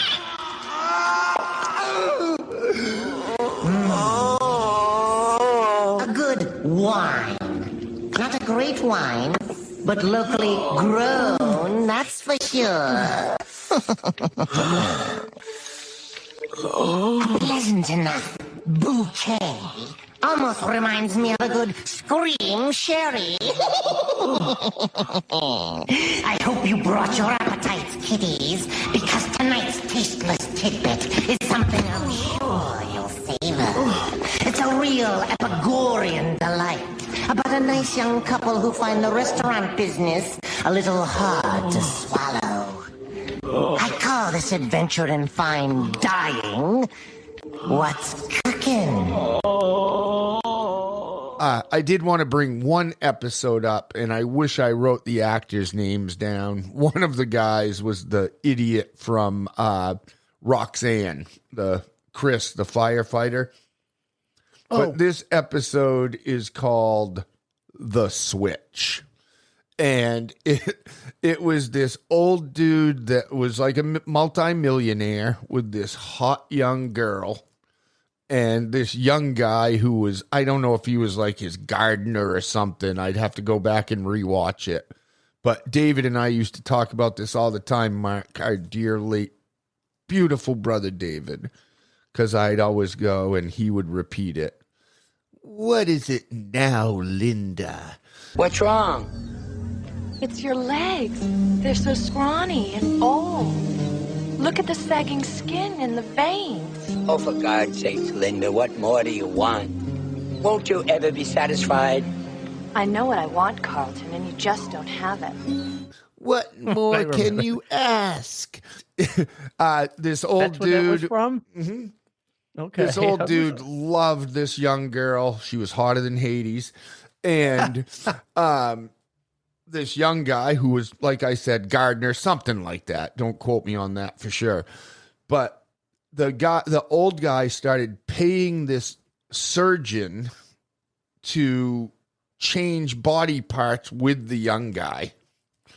And basically, at the end of the show, spoilers, the end of the show, the old guy, who still had the same voice as that old man, which was hilarious, but was perfect looking, and the young guy was now rich, and the old guy, looked like the old guy, and she realized that all she really wanted was to live a wealthy life, and went with the young guy who looked old, and the young dude got fucked over anyway. So, oh my God. But it was just such a fun show, always twisted, always had a great twist at the end of it. And the Crypt Keeper is fun as hell. One of my That was a favorite great TV show. characters. Was that the same voice of Skeletor in Masters of the Universe, or is it just the same voice in my head? It's got to be in your head because this dude could be. Yeah, I think this guy was probably. Well, I don't. Yeah, no. This. What is it now, Linda? No. The Crypt Keeper. The Crypt Keeper. I don't know. I don't know, but it's yeah, exactly. Yeah. Maybe it might have been, but David would answer the phone sometimes. What is it now, Linda? I loved it. We had a lot of fun with that. All right, Dongo, Friday. All right. So it was going back and forth between two, and I went with one that is more of a nostalgic pick because this is one that I remember watching, like sitting down with the folks watching, probably one of my earliest memories of television. And it's, again, another cheese ass show. It has my namesake. It's Donnie and Marie. Yes. ABC, 8 p.m., 1976 to 79. Just a, variety show. Two, beautiful young actresses, singers, Donnie and Marie. Siblings. And they were the cheese, full of cheese, like that was back then. They were kind of like, they were a little past their time. Like that was more like the 1940s, 50s, variety show type stuff. It was popular. And then they started to kind of lose popularity with that stuff because people were realizing like, this is kind of lame. It was fun. So interesting thing about Donnie and Marie is that, one of their famous bits was a little bit of country, a little bit of rock and roll. Where she was the country, he was the rock and roll. I'm a little bit country, and I'm a little bit rock and roll. I'm a little bit of Memphis and Nashville, with a little bit of Motown in my soul. I don't know if it's good or bad, but I know I love it so. I'm a little bit country, and I'm a little bit rock and roll. They started to lose popularity when the girls found out that Donnie was getting married, because he was like a teen heartthrob kind of thing. Oh yeah, he was all over 16 magazine and Tiger Beat and all that stuff. They rejected the movie Grease, which was probably a bad rejection on their part. They put out a disco album called Steppin' Out, and that was a flop. So they kind of like just torpedoed, But just fond memories of as a child listening to them was fun. I have to agree with you on that one, Donnie. Mm-hmm. Yeah. As cheesy as could be, but I love that show. And there was a thing about his purple socks, wasn't there? Didn't they continue to joke about Donnie's purple socks or something along those lines? Yeah. And that's as soon as you said Donnie and Marie, I started singing a little bit country, a little bit rock and roll. That's serious. Wake up, little Susie. Yeah. They should have swapped it. I felt like she was more rock and roll than him. She's beautiful.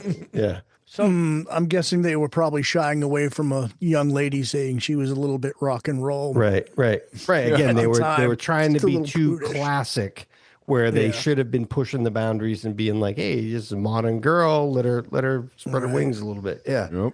But even at that time, you're right. It was kind of the end of the variety shows, but I wish they'd bring them back. They were so much fun because you had all the little skits and then a little bit of dancing and a little bit of this, a little bit of that. They were kind of fun. It was a lot of entertainment packed into. Flip Wilson had a good Flip one. Wilson, yeah, absolutely. Yep. And then Leif one Garrett. thing I will always say is just from memory, I remember thinking they were a couple at first, and then thinking I can how understand that. weird it was when I Yeah. found out they were brother and sister. Right. Yeah, sometimes they sang duets that kind of like made you Cross go, the line like Luke "Ooh, Leia. Yeah, you shouldn't be singing that to your sisters. Right. Right, the Luke Leia thing. Yeah, exactly. Right. Oh God. Yeah. Awesome. Luke and Leia were worse. Yeah, but they didn't know. There's a difference. Right. Well, I mean, it was like a tie. He was kissing his sister, wasn't he? He didn't know, though. at the time. Yeah, he didn't know. Mark's not a Star Wars But it was fan a out plot there, hole, everyone. Because in the first one, he was like, "Yeah, let's go save the princess. I love her. She's pretty beautiful." Blah blah blah. And then they pulled that bait and switch or whatever you want. to Yeah, call but it. let's face it, it was never going to work out because what's the first thing she says to him? You're a little short for a stormtrooper. Right. Too little short for a stormtrooper. Huh? Oh, the uniform. I'm Luke Skywalker. I'm here to rescue you. You're who? I'm here to rescue you. I've got your R2 unit. I'm here with Ben Kenobi. Ben Kenobi, where is he? Come on. You knew it was over then. Oh, God. See, she lied to him too, Mark. Okay. I apologize. All right. Nice, Dongo. All right, Kevin, we are on to Saturday night, the last night of the said week. Saturday, Saturday night. I'm afraid I'm going to walk on you here, Don, because this is a huge pile of cheese.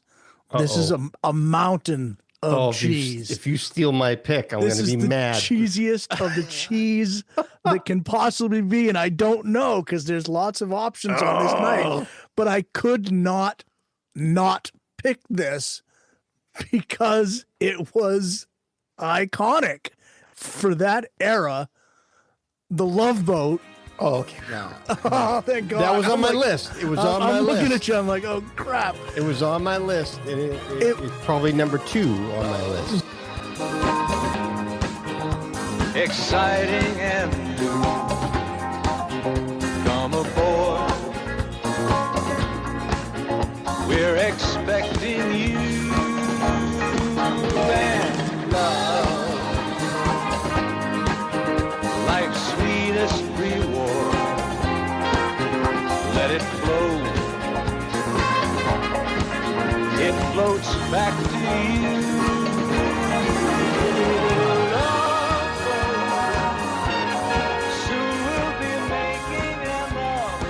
Right. Yeah. Okay. So I'm glad that I didn't step on you again. 77 to 86. It was drivel. It was absolute drivel. It was, I loved it.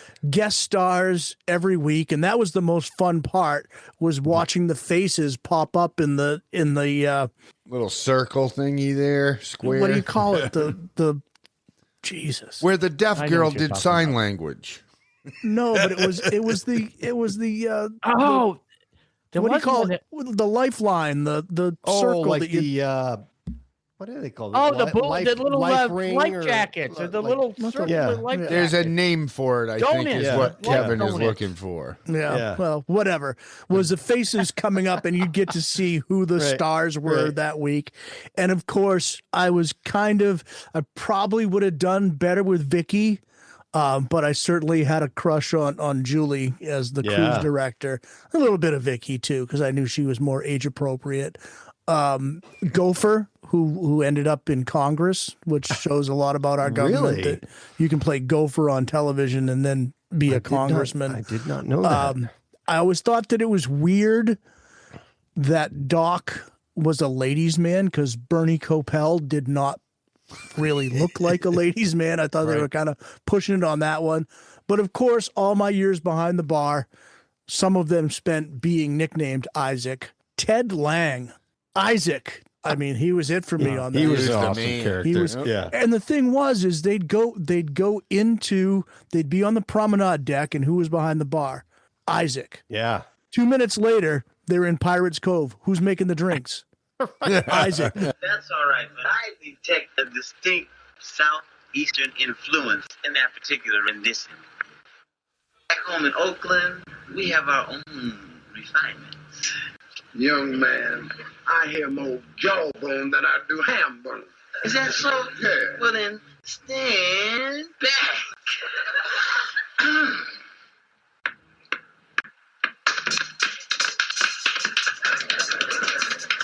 Ham bone, get on down. I do ham bone to just go down. Boogie with ham bone day and night. Ham bone out of sight. Out of sight.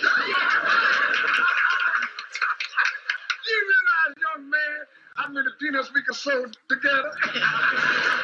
That motherfucker got around that boat. He must have had like He secret knew all tunnels the or tea something on that boat. He knew all the stuff that was going. Yeah, exactly. Secret passageway. He knew what was going down, and he could get one side of that cruise ship to the other in 2 seconds flat, and already be mixing a cocktail. Yep. When he got to the Pirates Cove, right? I was kind of discovering girls at this point. It's like, wow, they don't look so icky anymore. Awesome. I obviously knew that one was going to come up for certain. But Dave Latour, if you're listening, that's for you from Kevin. Right. But I never actually really watched that show. I can't believe it. Oh, I got to it go a back lot. and check it out more. Yeah. Epstein was on it. Marcia was on it. I just did. I remember loving Isaac for some reason. It's weird. Maybe I knew that I was going to be a barfly at that point. I don't know. Maybe. Awesome. All right, Mark, that's Saturday to you. Okay, well, I'm this one I'm picking because it did air on Saturday night on syndication on WLVI channel 56. This show is about a gentle giant who was wrongly accused of murder, who was framed by the rancher, and he had to go into the wilderness. The name of the show is The Life and Times of Grizzly Adams. The story of Grizzly Adams is big and powerful and beautiful. They call me Mad Jack, and me and my burro number 7 been traipsing these slopes and valleys for a long spell, so I know the story from the beginning.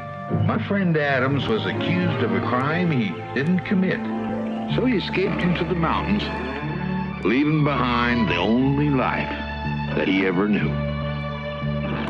Yes. Who I love that. Love had that a show. way with animals that is just unbelievable. Obviously, he was played by Dan Haggerty, and you had Ben the grizzly bear. Yeah, Just- They had a great buddies. They were buddies. They were pals. They were Oh, yes. two. It was a buddy show. And animals treated him like they were all domesticated every time they went up to him. Now that cub took to Adams right off.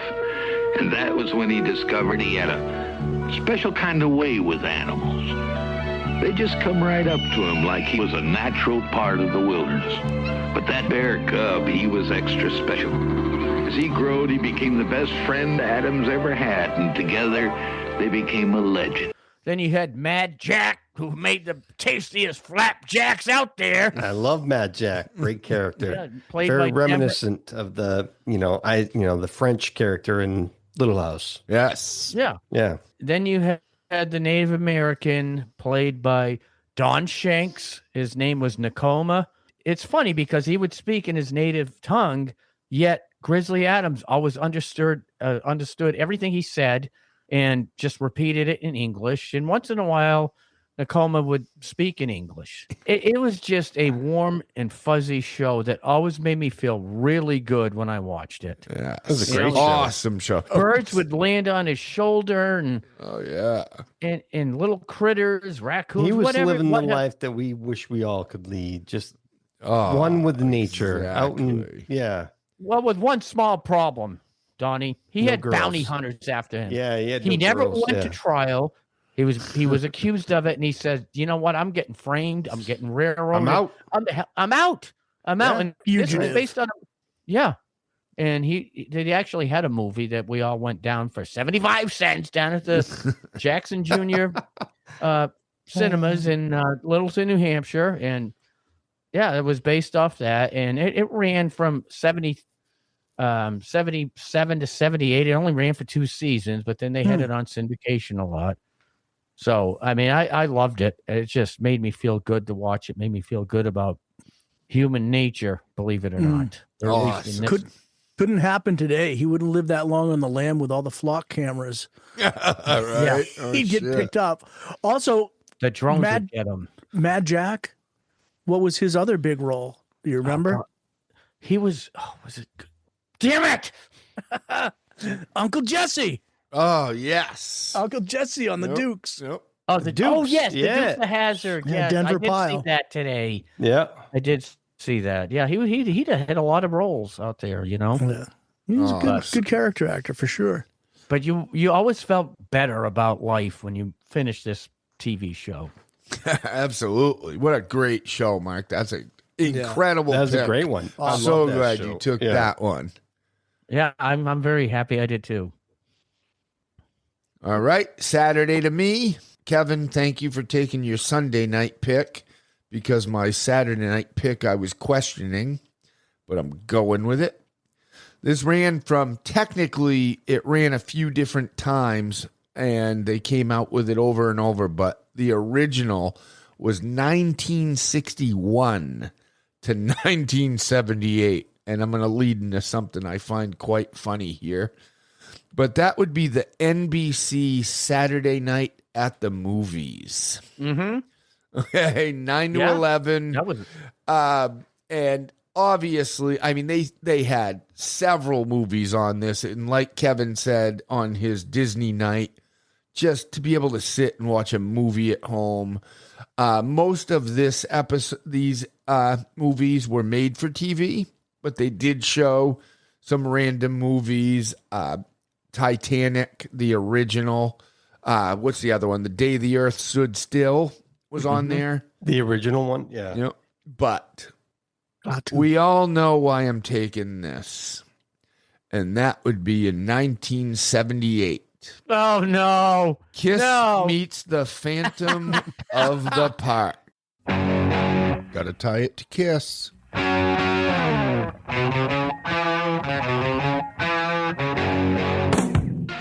We've got to get out of here. I don't believe it! Yes, you can believe it. And now on NBC's Saturday Night at the Movies, Kiss meets the Phantom. Greatest film ever All made. right, one of the greatest movies ever made with, I mean, I can't even count the Oscars and awards that were given out for AJ, this. it wasn't a movie, it was a film. when you reach that level, you refer to it as film. Yeah. I mean, But I just remember this coming on for, I mean, months, I think it was advertised. So as a kid and a Kiss fan that I am, like, just waiting this out was like Christmas morning. Like, I cannot fucking wait to see this. And I gotta say this, as a child, it did not disappoint. So All right? that's interesting. That was a good unwrapping. Like you were anticipating and it delivered. So it that's good. Delivered as a child. I'll get there in a minute. But unlike the four of us that watched the Star Wars Episode 1 coming out, we were all anticipating, and then it was unboxed, and we were all like, "Oh, dear misery! This sucks." So I don't give a rat's fuck about the Senate. All right, but anyway, just to let me continue on my pick, and then we'll get deeper later. All right. But Abner Devereaux, what a great villain he was. All right, he was a good villain. You had Sneed, the cop. You had Chopper and Slime. And the robots and the Wolfmen and everyone. And Kiss came in to take over the park and play a few nights there. And it was Magic Mountain, to be precise, if I may, in California. But incredible live footage during this from Kiss, including, yes, Mark, Rip and Destroy. Rip and destroy. Rip and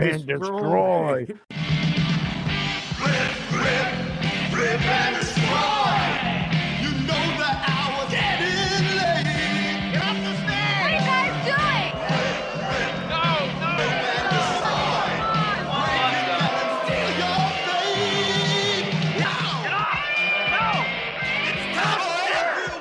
You know the hour's getting late. Anyway, an incredible, fun movie to me that over the years, as a huge Kiss fan, we all know is the worst movie ever made. But it was just fun to me as a child. Like, to be such a huge Kiss fan and to be, like we said, anticipating that. It was just super important, So fun. They were all superheroes to me as a kid. Ace still is. I still love him and Peter. The other two, not so much. They can fuck off. But anyway, it was a lot of fun to me, and I could not find a way to shoehorn that in. So there it is, boys. What was that part where, who was the guy? He don't hurt anyone unless he wants Chopper to. and Slime brought him up. Yeah. Chopper and Slime the girl don't that hurt said anybody that- unless they want to. Yep. As a little kid, I was the same. I was thrilled. I wasn't waiting for it forever, quite like you were, but I was excited to watch it. But even as a kid, I remember going, "Wow, Peter Criss sounds a lot like Shaggy from Scooby-Doo." It wasn't his voice at all. Identical. Mark, no Casey kidding. Kasem, didn't they have to dub Casey Kasem's voice? in? 'Cause Yes, Peter it was so brutal. I did not know that. Yes, if you- Looks like we took the wrong turn. There doesn't appear to be any right ones. But that's that's Casey Kasem. I don't think it was Casey Kasem, but it was. Welcome back to a very special episode of Microphone Monday. I'm your host, professional voiceover artist John Bailey, and I had the pleasure and honor of interviewing Michael Bell. He is a legend in the voiceover business. He's done everything from Smurfs, Transformers, to G.I. Joe, to Super Friends, and on I could go. He's done scores of voices for cartoon, commercials, video games. He's even been an on-camera actor, as well as a voice director. He was on the board of directors for the Screen Actors Guild, an animal rights activist. He's the godfather of Steve Guttenberg, and just an all-around great guy. And he was very, very gracious with his time, so I decided to make this a two-part interview. So I hope you enjoyed part one of my interview with Michael Bell. It was one of those Scooby voiceovers, but Casey Kasem's the first thing I thought of when I heard Peter Criss talking. And it was because Peter Criss, his Brooklyn accent was so brutal that they had to replace it. Yeah. Peter was having a big problem saying the word talisman. You know, those things that were in the red box? It got to the point where he couldn't say it, and I would crack up. We did 25 takes. Finally, the producer said, "Ace, you take the line," and I did it. Wasn't his voice dubbed by another actor? They realized the problem he had with that one line, there was more imperfections. It was the production call. We have nothing to do with it. They actually replaced Peter's voice in the whole film. I would have been really pissed off if it was me, but I know how to speak. Was he upset when... You know, I never really talked to him about it. I'm sure he was. To be honest with you, Peter at the time was as loaded as me, if not more, and he may not even have known for a while. Interesting. Yeah, if and he you was ever fucked want to, up.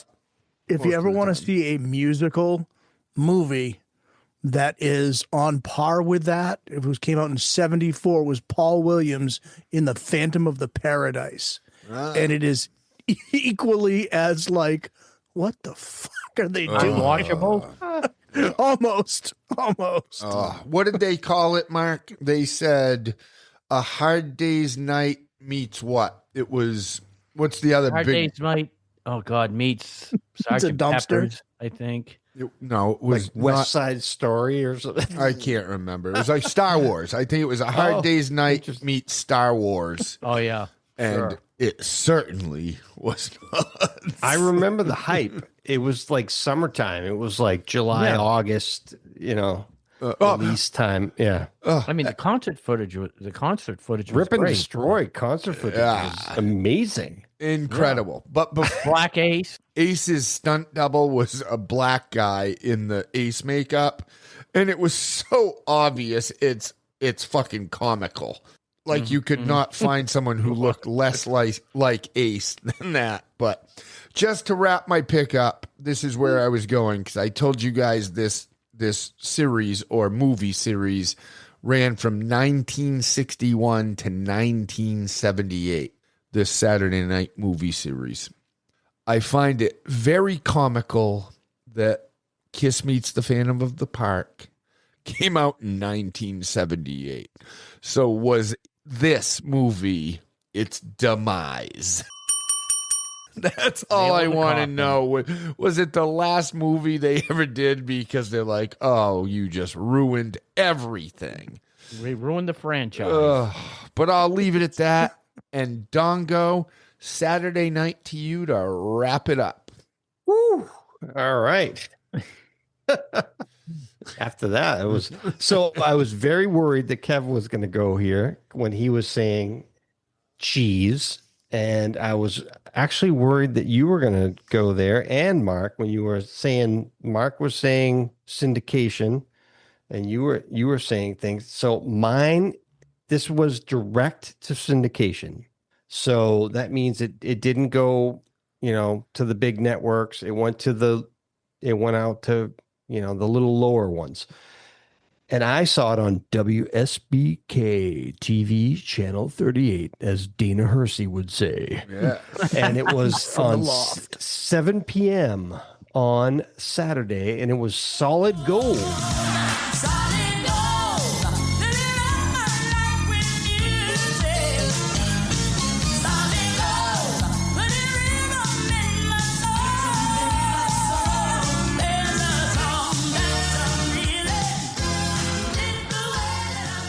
Yes. Oh, yeah. Yes, Tony, I had it. Was a wrap up of the week of the top 10 hits of the week, hosted by Dionne Warwick. Lovely lady with a magnificent voice, and who can forget the Solid Gold dancers? Yeah. So amazing. I would just watch it. It was fun. It was a fun show that had music and dancing, and it was awesome. And I watched it on Channel 38, Boston. Nice. I think that was on the network for a while, though. I saw that on a lot of channels. Yeah. I'd have to look it up. I mean, when I was searching for it, it said direct to syndication, and I watched it on WSBK TV, Channel 38, out of Boston. I don't know, in New Hampshire. What were you guys watching 38 on in New Hampshire? WSBK TV 38 Boston. Yeah. It was channel 12 for us, but right. We also watched it in Hinsdale, which we didn't have good cable, if you recall. That's why I was going to move to Melrose to get cable. But with yeah, Debbie that was a Wheeler. great pick, Donnie, and I loved it. And one thing that I used to love about, or I love to talk about now with Solid Gold, is how it was just one of those shows where when the bands came on, you didn't get mad at them for not playing live. You knew they were playing the album behind them. Yeah. But one of the funniest things to me about the show is when the bands would come out, they would literally, instead of cutting it properly, they would fade out the album like it normally would, but the band would still be up there singing the lyrics as like there's no noise coming out. Right. You can't do a fade live. No. I think That was the Bandstand one- did the same thing, didn't they? Oh, wicked. Oh, yeah. All those shows did. Yeah. I don't know. I thought that Molly Hatchet played live on that when they did. But no, I was going to say AJ. Isn't that when Andy Gibb introduced Kiss to play I, and they came out as a trio? Honestly, I don't remember that. Yeah, I thought they Ace didn't only show played up. I on, I thought it was Fridays. That's the only No, time they ever... they actually played that live, but they did their Solid Gold hit. Of course it was Solid Gold, because they said their Solid Gold hit I. Yeah. And Perhaps. the only time it's ever bitten performers in the ass is Saturday Night Live, where Ashley Simpson. You're right, and you're supposed to play it live, and Ashley Simpson didn't, and then she danced around it, tried to lie her way out of it. So it's one thing if you're doing it, like if you're doing the Thanksgiving Day parade, obviously you're going to do it to a click track. Exactly. You're not going to do it live. But if you're doing Saturday Night Live, you're probably going to try to do it live. Hence the name of said show. Right. Do it raw. And if you don't do it, you're going to get bit in the ass. So, and it bit her in the ass for sure. And that's come up a million times now through our cast, Donnie, because the whole point is how she was burned at the stake and it ruined her career. Yeah. But now today, it goes without notice. No big deal.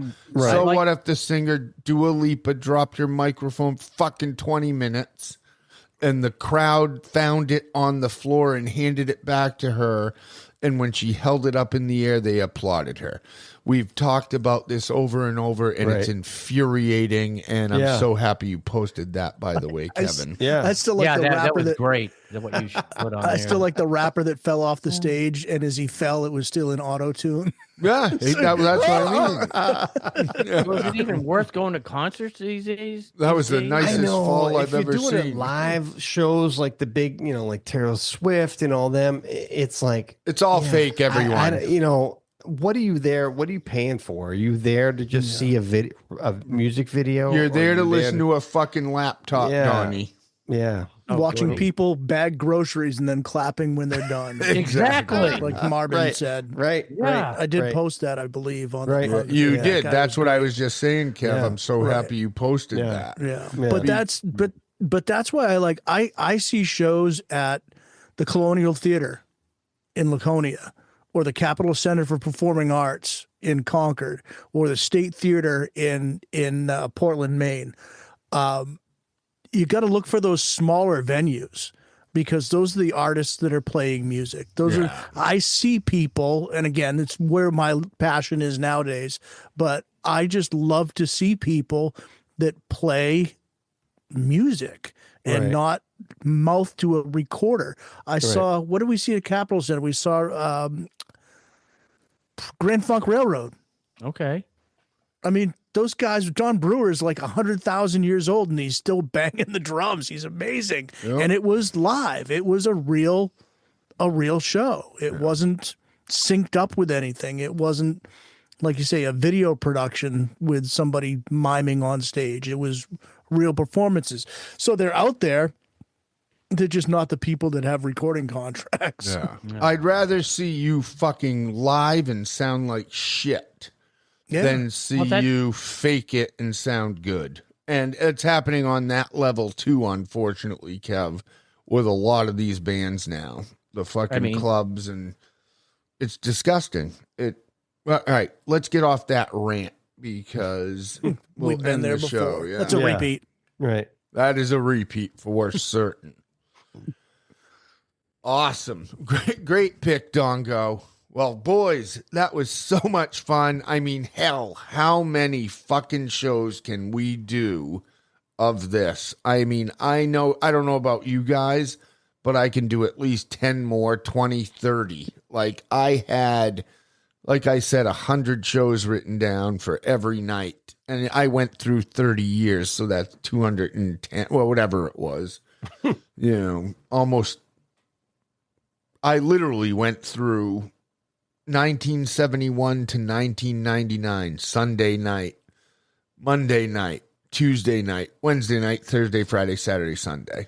And it's endless. So you're right, though, Kev. I mean, there's some shows that ran for like 5 years, but it's incredible. Speaking of which, That's Incredible was one of the ones that that's another one.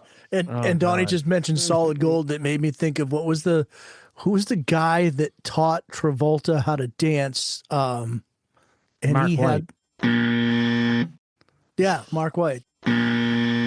That's right. No, he had. You're close. What was they would bring people out, and the judges would be like, they always say it had a good beat. It was easy to dance to. I give it an 86. That was like every show was that. Why can't I think of his name? He was everywhere for a while. Dance Fever. Oh, Denny yeah. Terrio and Dance Fever. That was so kind of on par with Solid Gold. It was like, same idea, same kind of genre. Awesome. But yeah, I just love that these shows literally take you back to when life was easier, when you were a kid. And it's funny because I did have a couple of them that were syndication, but I tried to, because like by 83, I was working a full-time job. Right. You know what I mean? I was out of the house, and I literally remember, it's funny, I remember Dukes of Hazzard, like at 13 years old, going, I can go to this party, but I'm going to miss Dukes of Hazzard. And then I thought of some girl's tits, and I was like, no, I'm going to the party. I'm sure. Those tits would have been there at 11 too, though. I'm sure somebody will invent a streaming service when I'm older, and I can watch all the old. Right. Oh shit! That's the beauty of this show, though, is that exactly. We didn't have that option. It was see or you're done until they air it again. 5-10 years later. So the first time they played Star Wars: A New Hope on television, was like the most amazing. You get to see it for free, in your own living room, This was like, because you couldn't even go to a theater and pay to see it when it was out of circulation. What a huge. I'll never forget that, actually, Kevin, because I was at Chris DeGangi's house, and just like I spoke of earlier, it was on HBO for the first time, and I fucking fell asleep before it started. I'll never forget falling asleep before it started. You know what I get a kick out of is people requesting songs to radio stations, and all they got to do is go into their phone, play Volbeat. Well, maybe they're sending it out to someone. But back I know, then, but that's for my sure. point. But they still request songs on the radio. Yeah, that's kind of nostalgia in a way. Making a request. People just they don't want to move forward. Well, it's no, I don't think fucking it's blame 'em. sharing. Yeah. You know what I mean? You want other people to hear That's true. that song at this.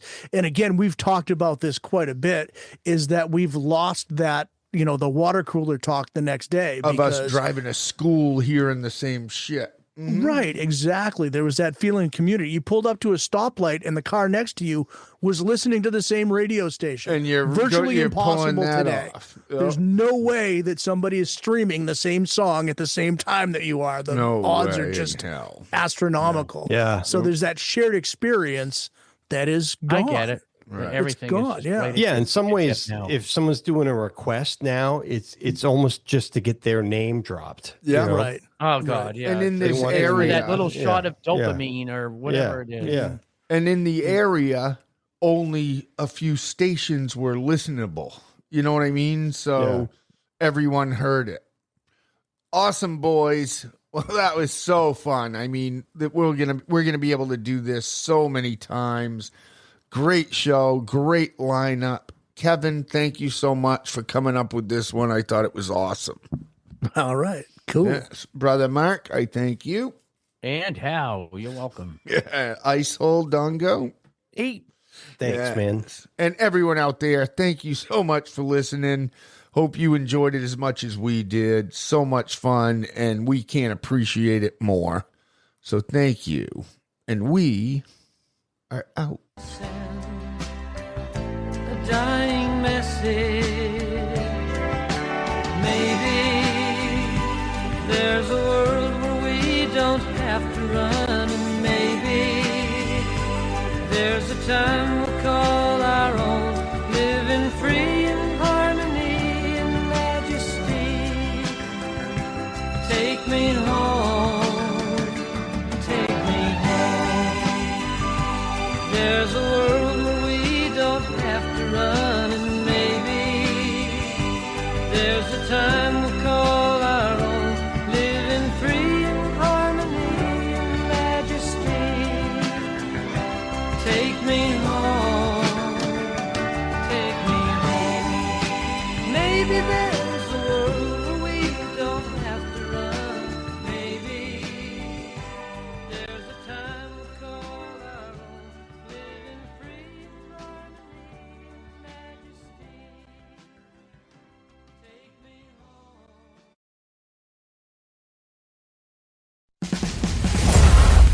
You've been listening to Pastimes at 80s High. Our passion is the nostalgia from the 70s, 80s, and early 90s. When times were more simple, times were more fun. Hey, bud, let's party. And we weren't stuck in our phones all day. Inconceivable! We hope you've enjoyed the show. If you did, make sure to like, rate, and review. We'll be back soon, but in the meantime, you can send an email to pastimes@80shigh@gmail.com. and hit the website at passtimes@80shigh.com. See you next time. We came, we saw, we kicked its ass.